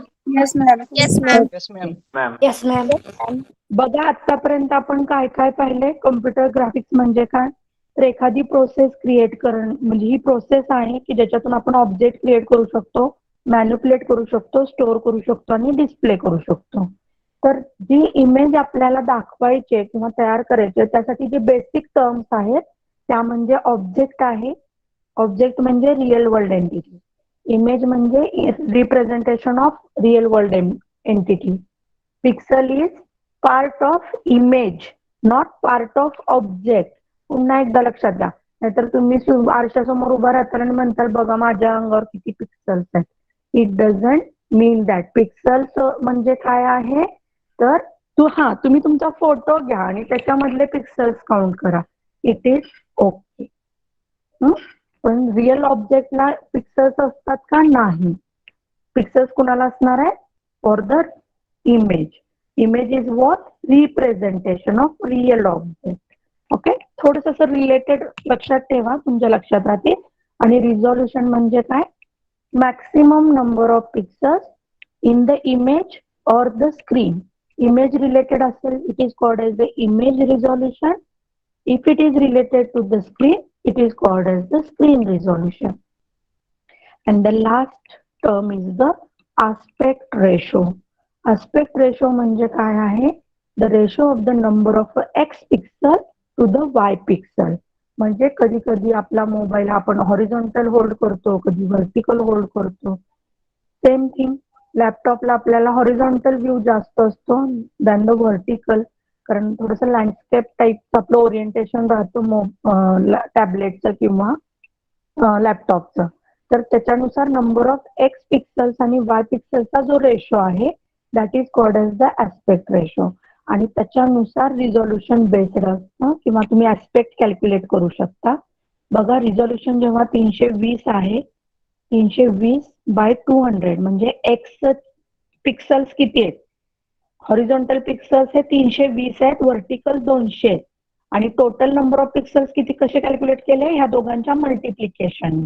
ओके, जर तुम्हाला एखादा एमसीक्यू आला, calculate the number of pixels, total number of pixels if resolution is this, तर तुम्हाला काय करायचं? X pixel and the Y pixel.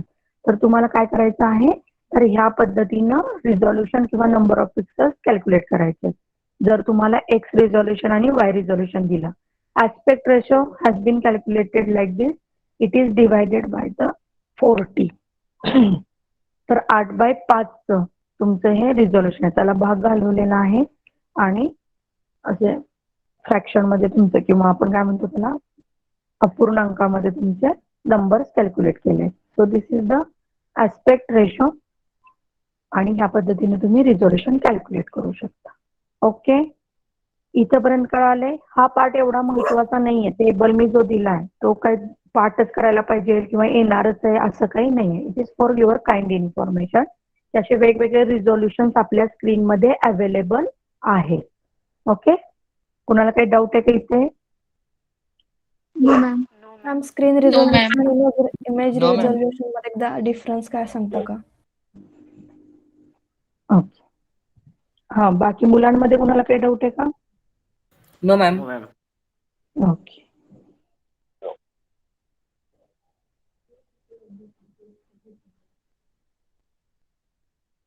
Screen resolution मध्ये काय बघा, तुम्ही जेव्हा तुमचा मोबाईल आहे, for example we will draw here, हा आपला मोबाईल आहे. हा जो मोबाईल आहे हा सुद्धा काही पिक्सेल्स मध्ये कन्वर्ट झालेला आहे. ओके, फॉर एक्झाम्पल आपला पहिला पिक्सेल जो आहे दॅट इज हिअर. इथं आपला जो we will zoom this,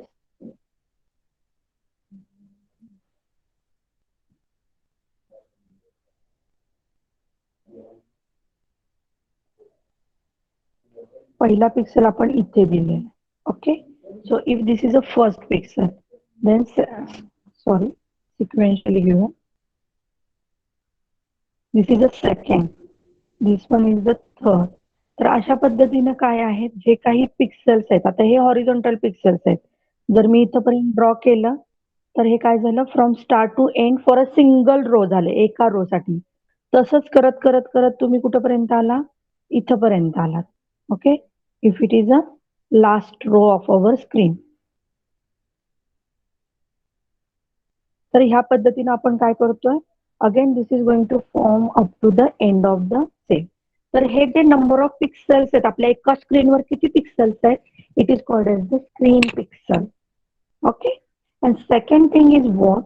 he image असेल, आता सेम थिंग हीच जर आपली इमेज असेल तर ही इमेज काय झाली, ह्याचे पण नंबर ऑफ पिक्सेल्स असतील. तुमचा फोटोग्राफ असेल एखादा, जसं आता आपण पिक्चर बघितलं एखादा, तर हे जे फोटो आहे ह्याचे स्वतःचे काहीतरी पिक्सेल्स असतील, कारण ह्याचे पिक्सल आणि आपल्या स्क्रीनचे पिक्सल, ही स्क्रीन आहे, ह्या स्क्रीनचे पिक्सल, नंबर ऑफ पिक्सेल्स हे काही सेम नसणार आहेत. Okay, so this is a image pixel. ह्याच्यामध्ये जेवढे काही अवेलेबल आहेत, तर प्रत्येकाचा कलर व्हॅल्यू सुद्धा वेगवेगळा आहे. तर ह्याचे पिक्सेल्स आणि आपल्या स्क्रीनच्या पिक्सेल्स मध्ये काय आहे, डिफरन्स आहे. तुम्ही ज्या डिव्हाइसवर बघताय त्या डिव्हाइसच्या स्क्रीनवर जेवढे काही पिक्सेल्स असतील it is called as the screen pixel. आणि जी इमेज तुम्ही स्क्रीनवर बघताय त्याचे स्वतःचे जे काही कॉम्बिनेशन असेल, कलर कॉम्बिनेशन असेल किंवा त्या इमेजचं जे काही पार्ट असतील, that is called as the image pixel. मग मी मगाशी तुम्हाला काय सांगितलं, ही इमेज जर मी क्लिक करताना ब्लरनेस आला, फेंट आलं, ब्राईटनेस कमी आला, तर हा स्क्रीनचा फॉल्ट नाही. This is not problem of the screen resolution, this is a problem of what, image. Image आहे, मग ती तुम्ही कुठून जरी घेतलं तरी काय होणार आहे, ती तशीच दिसणार आहे. ती एकदा इमेज तुम्ही हार्ड कॉपी काढली तर ती तुम्हाला तशीच दिसणार आहे, blurness. Okay, so it is called as the screen image resolution. लक्षात येते का? Yes ma'am. Yes ma'am. Okay, now we will, हा बोला स्नेहा. मग स्क्रीन रिझोल्युशनचा प्रॉब्लेम कधी येणार आहे?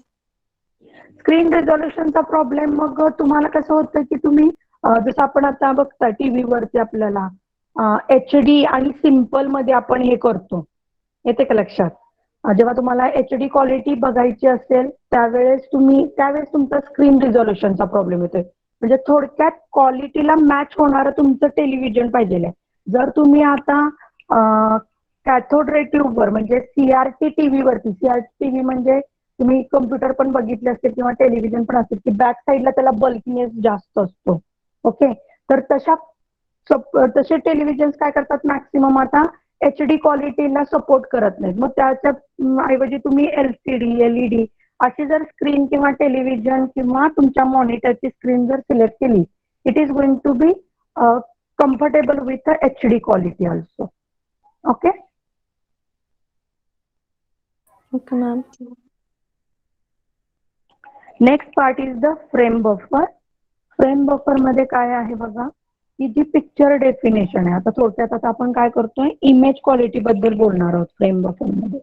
Okay, picture definition is stored in a memory called frame buffer और द रिफ्रेश बफर. आता पिक्चर डेफिनेशन म्हणजे काय, सपोज तुमच्या इमेज मध्ये 320x पिक्सल आणि 200y पिक्सेल्स असतील. बघा लक्षात घ्या, पिक्चर डेफिनेशन म्हणजे काय आहे, जेवढे काही नंबर ऑफ पिक्सेल्स आहेत 320 गुणिले 200 मग आपण बघितलं. ओके, तर ते जे काही पिक्सेल्स आहेत त्या पिक्सेलची जी रेड ग्रीन ब्ल्यू कलरचं कॉम्बिनेशन आहे त्याची इंटेन्सिटी म्हणतो आपण त्याला, त्यांच्या कॉम्बिनेशनला. ती जे कॉम्बिनेशन व्हॅल्यू आहे that is called as the picture definition. म्हणजे एका पिक्सेलची व्हॅल्यू आहे तर त्याला पिक्चर डेफिनेशन म्हणणार नाही. पिक्चर मध्ये, फोटोग्राफ मध्ये, इमेज मध्ये जेवढे काही पिक्सेल्स आहेत त्या प्रत्येक पिक्सेलची जी काही व्हॅल्यू आहे त्या सगळ्या व्हॅल्यूजला combinedly we are calling as a picture definition. Define the term object म्हणल्यानंतर तुम्ही काय ऑब्जेक्टचा एखादा पार्ट डिफाईन करताय का? नाही. किंवा फक्त ओच डिफाईन करताय का तुम्ही त्यातला? नाही, तसं नाही. आपण ते त्याला नाव दिले. त्या पद्धतीनं तुमची जी काही पिक्चर इथं असेल, इमेज जे असेल त्या इमेज मधल्या प्रत्येक पिक्सलच्या व्हॅल्यूला जेव्हा आपण काढू, ती व्हॅल्यू कॅल्क्युलेट करू, त्या कंबाइनली त्या कॅल्क्युलेटेड व्हॅल्यूजला आपण काय म्हणणार आहोत, पिक्चर डेफिनेशन. आणि ही पिक्चर डेफिनेशन एका मेमरीमध्ये स्टोअर केली जाते before flashes on the screen. तुमच्या टीव्हीवर जेव्हा इमेज येते, तुम्ही जेव्हा रिमोट ऑन करता, तुमचं जे काही टेलिव्हिजन स्क्रीन ऑन करता त्यावेळेस तुम्हाला एक इमेज तुमच्या समोर येते. तर ती इमेज आपल्या स्क्रीनवरती प्रेझेंट होण्याआधी त्या मेमरीमध्ये सेव्ह केली जाते आणि त्या छोट्याशा मेमरीला फ्लॅश बफर असं म्हणलं जातं किंवा फ्रेम बफर किंवा रिफ्रेश बफर असं म्हणलं जातं. आलं लक्षात? नाही आलं लक्षात तरी पुढे येईल. पण आता लक्षात घ्यायचं काय आहे, तुमचा स्वतःचा फोटो आहे असं इमॅजिन करा. ती इमेज तुम्हाला तुमच्या मोबाईलवरती पाहायची आहे. तर मोबाईलवर जेव्हा ओपन होणार आहे ती इमेज, त्यावेळेस पहिल्यांदा त्याच्या आधी थोडा वेळ आधी, so time is within a fraction आहे. आपल्याला ते लक्षात घ्यायचं नाही की किती वेळात होतं, मग कसं होतं, ते आपल्याला इथं संबंध नाही. ते कसं केलं जातं तर प्रत्येक पिक्सलची व्हॅल्यू कॅल्क्युलेट केली जाते, ज्याला आपण ब्राईटनेस व्हॅल्यू म्हणतो किंवा रेड ग्रीन ब्ल्यूचं कॉम्बिनेशनल व्हॅल्यूज म्हणू शकतो. तर ह्या व्हॅल्यू कॅल्क्युलेट केल्या जातात तुमच्या इमेजच्या प्रत्येक पिक्सलच्या, आणि before flashing on the screen ती एका मेमरीमध्ये स्टोअर केली जाते आणि त्या मेमरीला फ्रेम बफर असं म्हणलं जातं. Okay, it is going to hold the picture definition. तर त्याचे दोन प्रकार आहेत, त्याला आपण नंतर येऊया. We will go for the demonstration first. बघा आपल्याकडे एक रॅबिट आहे. रॅबिट जेव्हा स्क्रीन कुठे आपली, you can see here is a screen, पण ह्या स्क्रीनच्या आधी एक काय आहे, आपल्याला अशी ग्रिड लाईन्स दिसत आहेत. तर ह्या ज्या काही ग्रिड लाईन्स आहेत, this is called as the frame buffer.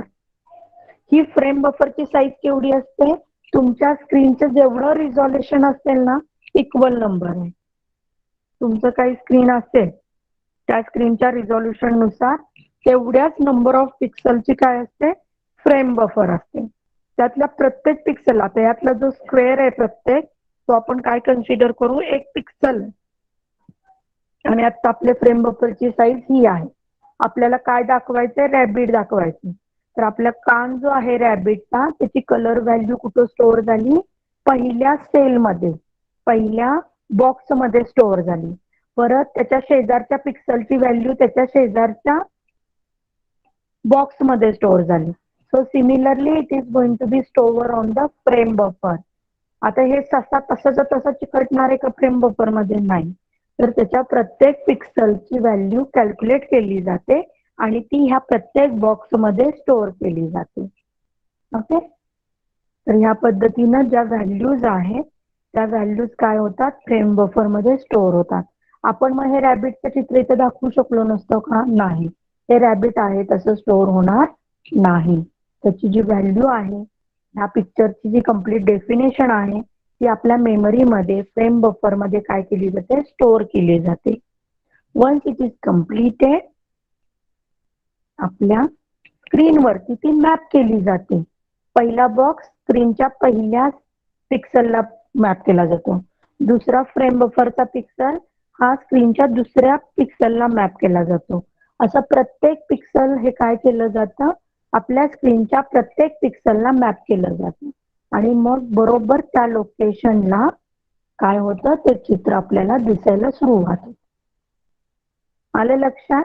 जर हे चित्र आता सध्या लेफ्ट साईडला दिसतंय, पण जर हे राईट साईडला दिसायचं असतं तर काय झालं असतं, फ्रेम बफर मधल्या व्हॅल्यू सुद्धा कुठे गेल्या असत्या, ह्या सगळ्या रेड कलरच्या व्हॅल्यू लेफ्ट साईडला मूव्ह झाल्या असत्या.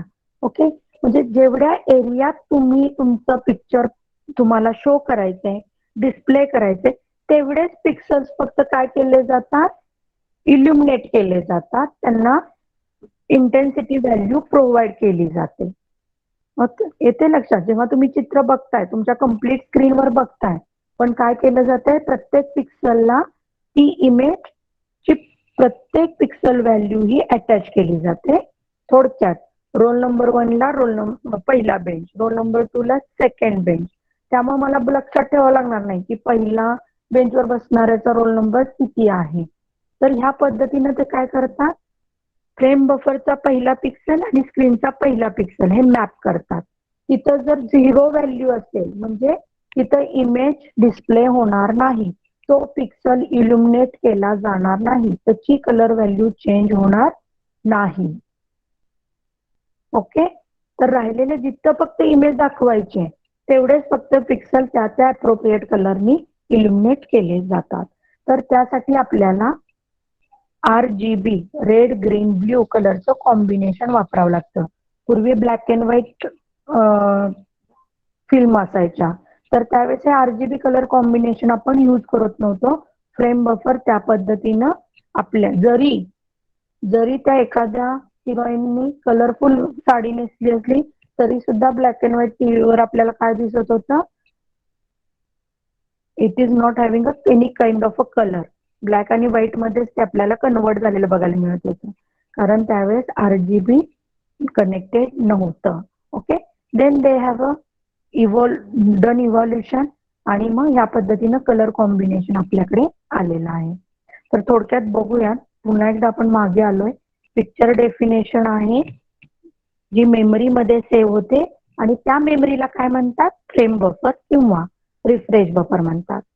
त्यानंतर आपण काय म्हणतो की रास्टर डिस्प्ले आणि रॅन्डम डिस्प्ले दोन प्रकारचे डिस्प्ले आहेत की जे फ्रेम बफर वरती अवलंबून आहे.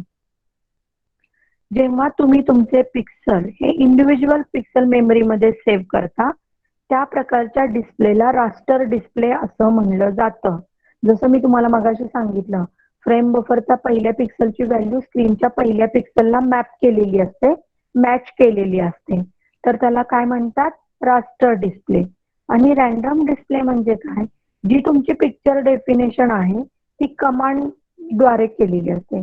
जसं की मला स्ट्रेट लाईन ड्रॉ करायची आहे पहिल्या पिक्सल पासून शेवटच्या पिक्सल पर्यंत, तर मी काय करणार, लाईन स्टार्टिंग पिक्सल 00, शेवटचा पिक्सल काहीतरी 120,200 असेल तर तेवढाच देणार.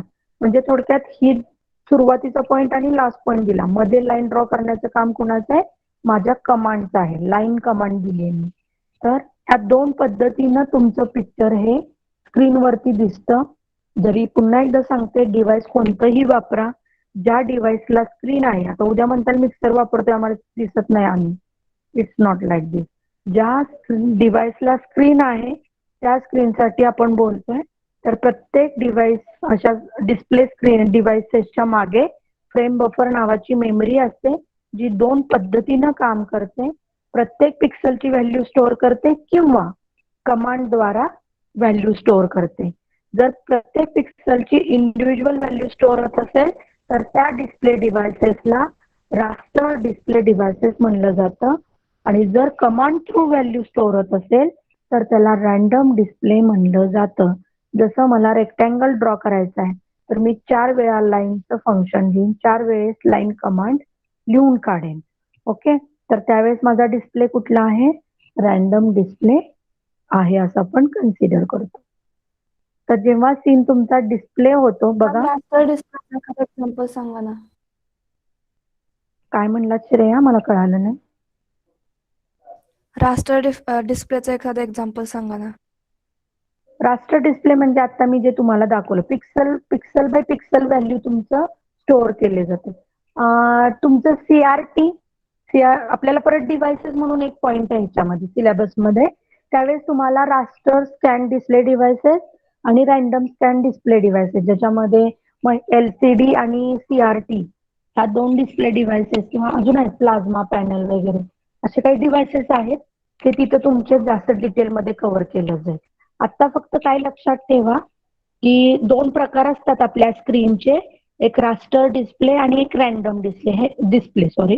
हे दोन गोष्टी फक्त लक्षात ठेवा. हा, ज्यावेळेस आपण तो पॉइंट कव्हर करू तुम्हाला ह्याच्याबद्दल अजून क्लिअर होऊन जाईल की कशा पद्धतीने हे काम करतात किंवा कुठलं चांगलं आहे कुठलं वाईट आहे हे सुद्धा तुम्हाला तिथे लक्षात येईल. तर बघा, सीन जेव्हा तुम्हाला डिस्प्ले करायचा आहे तर तो पहिल्यांदा कुठं लोड केला जातो, मेमरीमध्ये. त्या मेमरीला आपण काय म्हणतोय, फ्रेम बफर म्हणतोय. आणि हे फ्रेम बफर मध्ये जी इमेज आपली लोड होते, जो सीन आहे तो कसा लोड होतो, तर इंटेन्सिटी व्हॅल्यूच्या माध्यमातून होतो. मग size of frame buffer is the same as the screen resolution. तर ट्रू ऑर फॉल्स मध्ये तुम्हाला हे विचारलं जाऊ शकतं किंवा MCQ मध्ये काय विचारलं जाईल, size of frame buffer is dash dash as a screen resolution, same, different, maximum, minimum असं काही विचारलं जाऊ शकतं. तर ही एक्झॅक्ट सेम असते. जेवढे पिक्सेल्स इकडे आहेत तेवढेच फ्रेम बफरला सुद्धा असतात. Intensity value from the top left location. आता सध्या तुम्हाला जेवढा व्हाईट पोर्शन दिसतोय दॅट इज ओनली स्क्रीन. आता सध्या माझ्या लॅपटॉपची स्क्रीन केवढी आहे, जेवढा व्हाईट पोर्शन दिसतोय ना तेवढाच आहे. आपला मॉनिटर जे आहे ना तो इतकाच आहे आता सध्या. ओके, तर आपला पहिला पिक्सल जो आहे तिथून आपलं काय होणार आहे, इंटेन्सिटी व्हॅल्यू ग्रॅब व्हायला स्टोअर करायला सुरुवात झाली. कुठं स्टोअर होते, फ्रेम बफरच्या पहिल्या पिक्सलमध्ये. सेकंड पिक्सलची व्हॅल्यू फ्रेम बफरच्या सेकंड पिक्सल लोकेशनला. ओके, तर अशा पद्धतीनं from top left location of the frame buffer is retrieved and printed. म्हणजे इथं आता हा टॉप लेफ्ट आला तर ती व्हॅल्यू पहिल्यांदा तुमच्या स्क्रीनच्या टॉप लेफ्ट साईडला दिसणार. पण हे इतक्या कमी वेळात घडतं की आपल्याला असं वाटतं की सगळे पिक्चर्स किंवा पिक्सल्स हे एका वेळेस आलेत, त्यामुळे आपल्याला कम्प्लीट पिक्चर दिसतं. जरी एखाद्या कलाकारानं, आता टेलिव्हिजन बद्दल बोलूया, कलाकारानं हात उचलला किंवा हाताची मुवमेंट केली किंवा स्वतः टर्न झाला तर ह्याच्यामध्ये काय होतंय, देर आर डिफरंट पिक्चर्स. जर तुम्ही त्याचे क्लिप्स बघितले तर त्याचा एक मोठा टेप असतो आणि प्रत्येक टेपमध्ये वेगवेगळे ऍक्शन्स असते आणि हे कंटिन्युअसली प्ले केल्यामुळे आपल्याला काय वाटतं की हे कंटिन्यू चालू आहे. त्याच्यामध्ये वेळ खूप कमी होतो, पहिली क्लिप संपून दुसरी क्लिप चालू व्हायला, त्यामुळे आपल्याला ऍक्शन्स ह्या कंटिन्युअस वाटतात. बट ऍक्च्युअली हे सगळं काय असतं, these are the photograph. Okay, तर हे प्रत्येक व्हॅल्यू पटकन रिट्राईव्ह होते, फ्रेम बफर मध्ये स्टोअर होते. स्टोअर झालेली व्हॅल्यू स्क्रीनवरती आपल्याला डिस्प्ले केली जाते. तर हे ह्या पद्धतीनं आपल्याला स्क्रीनवरती दिसतं. ह्या फ्रेम बफरला कॅल्क्युलेट म्हणजे आपल्याला जर रिझॉल्युशन माहीत असेल तर आपल्या फ्रेम बफरची साईज कॅल्क्युलेट करता येते आपल्याला. तर हा एकदम सोपा पार्ट आहे, तरी पण आता आपला आज खूप झालेला आहे. So what we will do, we will stop here आणि नेक्स्ट लेक्चरला आपण हा जो मॅथमॅटिकल पॉइंट आहे हा कव्हर करूया, कारण आपल्याला हा प्रॉब्लेम 1 मार्काला ऍज MCQ म्हणून विचारला जाऊ शकतो. ओके, इथंपर्यंत कुणाला प्रॉब्लेम आहे का, कंटिन्यू करायचं का नाही तर? Yes ma'am. Yes, ma'am. Yes, ma'am. Okay, काय करूया, फ्रेम बफरचा जर मॅथमॅटिकल कॅल्क्युलेशन पार्ट आहे तो कव्हर करू आणि मग आपण थांबूया. ओके, बघा फ्रेम बफर म्हणजे मेमरी आहे. थांबण्यासाठी हो म्हणलात का कंटिन्यू करण्यासाठी? कंटिन्यू करा मॅम. Continue करा. Okay, thank you. बघा, अमाऊंट ऑफ मेमरी जी आहे ती कशी कॅल्क्युलेट करायची, X resolution into Y resolution into bit per pixel. तर हा फॉर्म्युला आहे. त्या फॉर्म्युलाला आपण काय केलंय, डिवायडेड बाय 8 इंटू 1024 इंटू 1024. आता हे कसं कॅल्क्युलेट होतं तर ते मी तुम्हाला सांगते. त्याच्यापूर्वी मला तुम्ही सांगा, मला जर 1 बाईट घ्यायचा असेल तर किती बिट्स कन्सिडर करावे लागतात? एका बाईट मध्ये किती बिट्स येतात? 8. 8 bits. Very good. Then if I want to calculate 1 kilobyte तर किती बाइट्स येणार?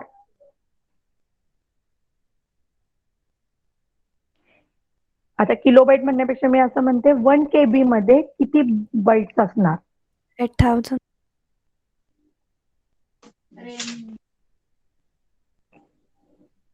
1000.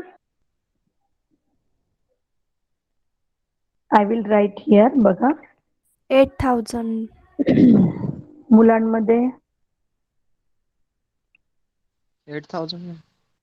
8000. Okay, 1 byte is equal to 8 bits. Okay, 1 KB मध्ये मी तुम्हाला विचारलं किती बाइट्स असतील, हाऊ मेनी बाइट्स? 1000. 8000. नाही नाही, एक कोणतरी मुलगा 1000. नाही. 1000.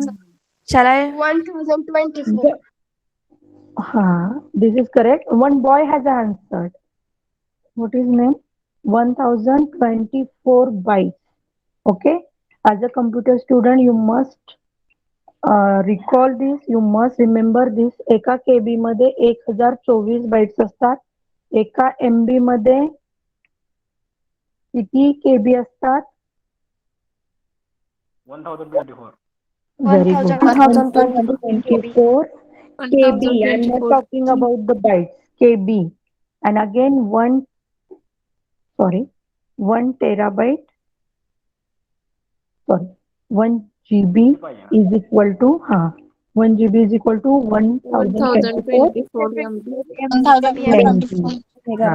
हे लक्षात ठेवा.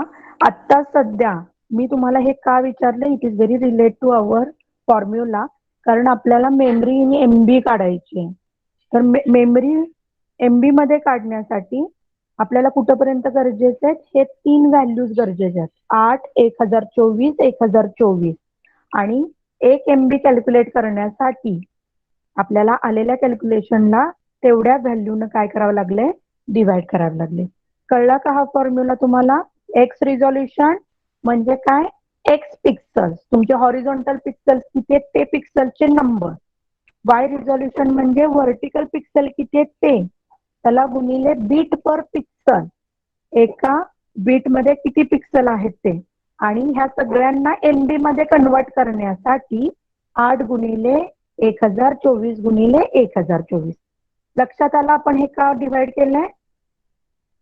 Yes ma'am. Yes ma'am. Okay. आता बघा प्रश्न काय आहे, एक सोडवूया तिथं.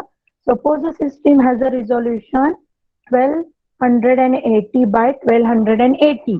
त्याच्यातली पहिली व्हॅल्यू काय आहे, x resolution.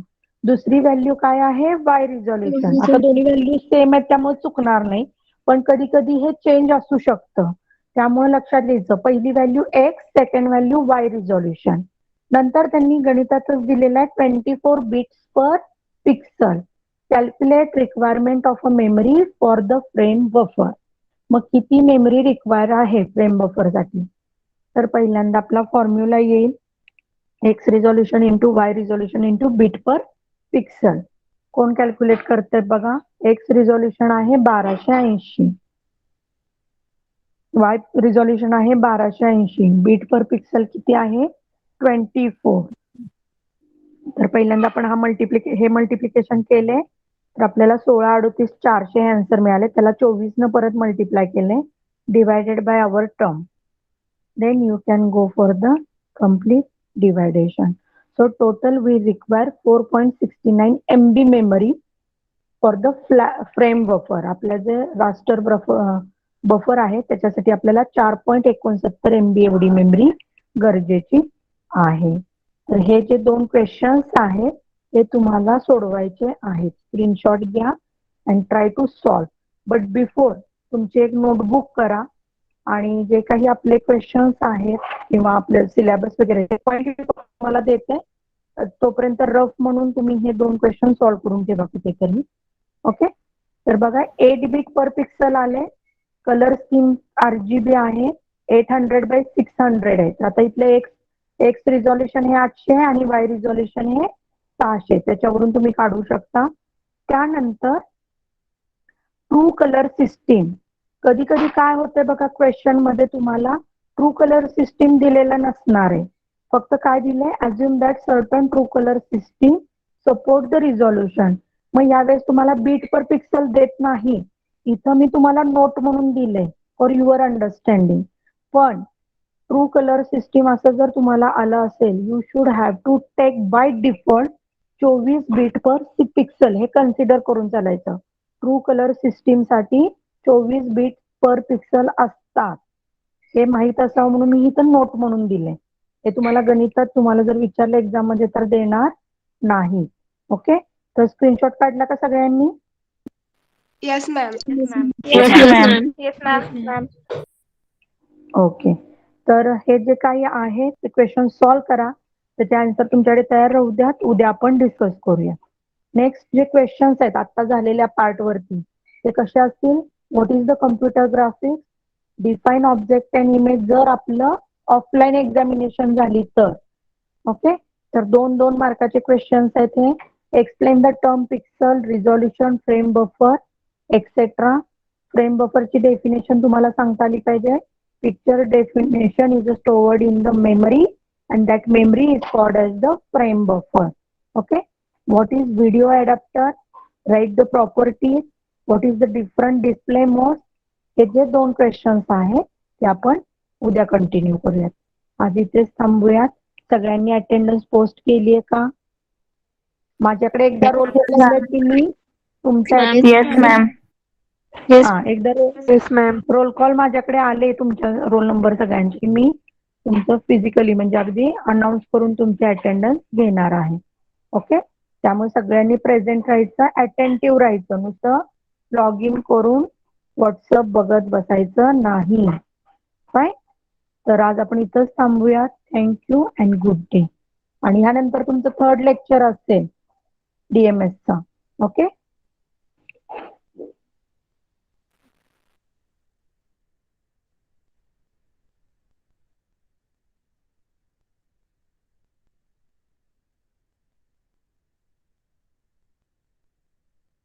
Ma'am note share करा. हा मॅम शेअर करा. Yes ma'am.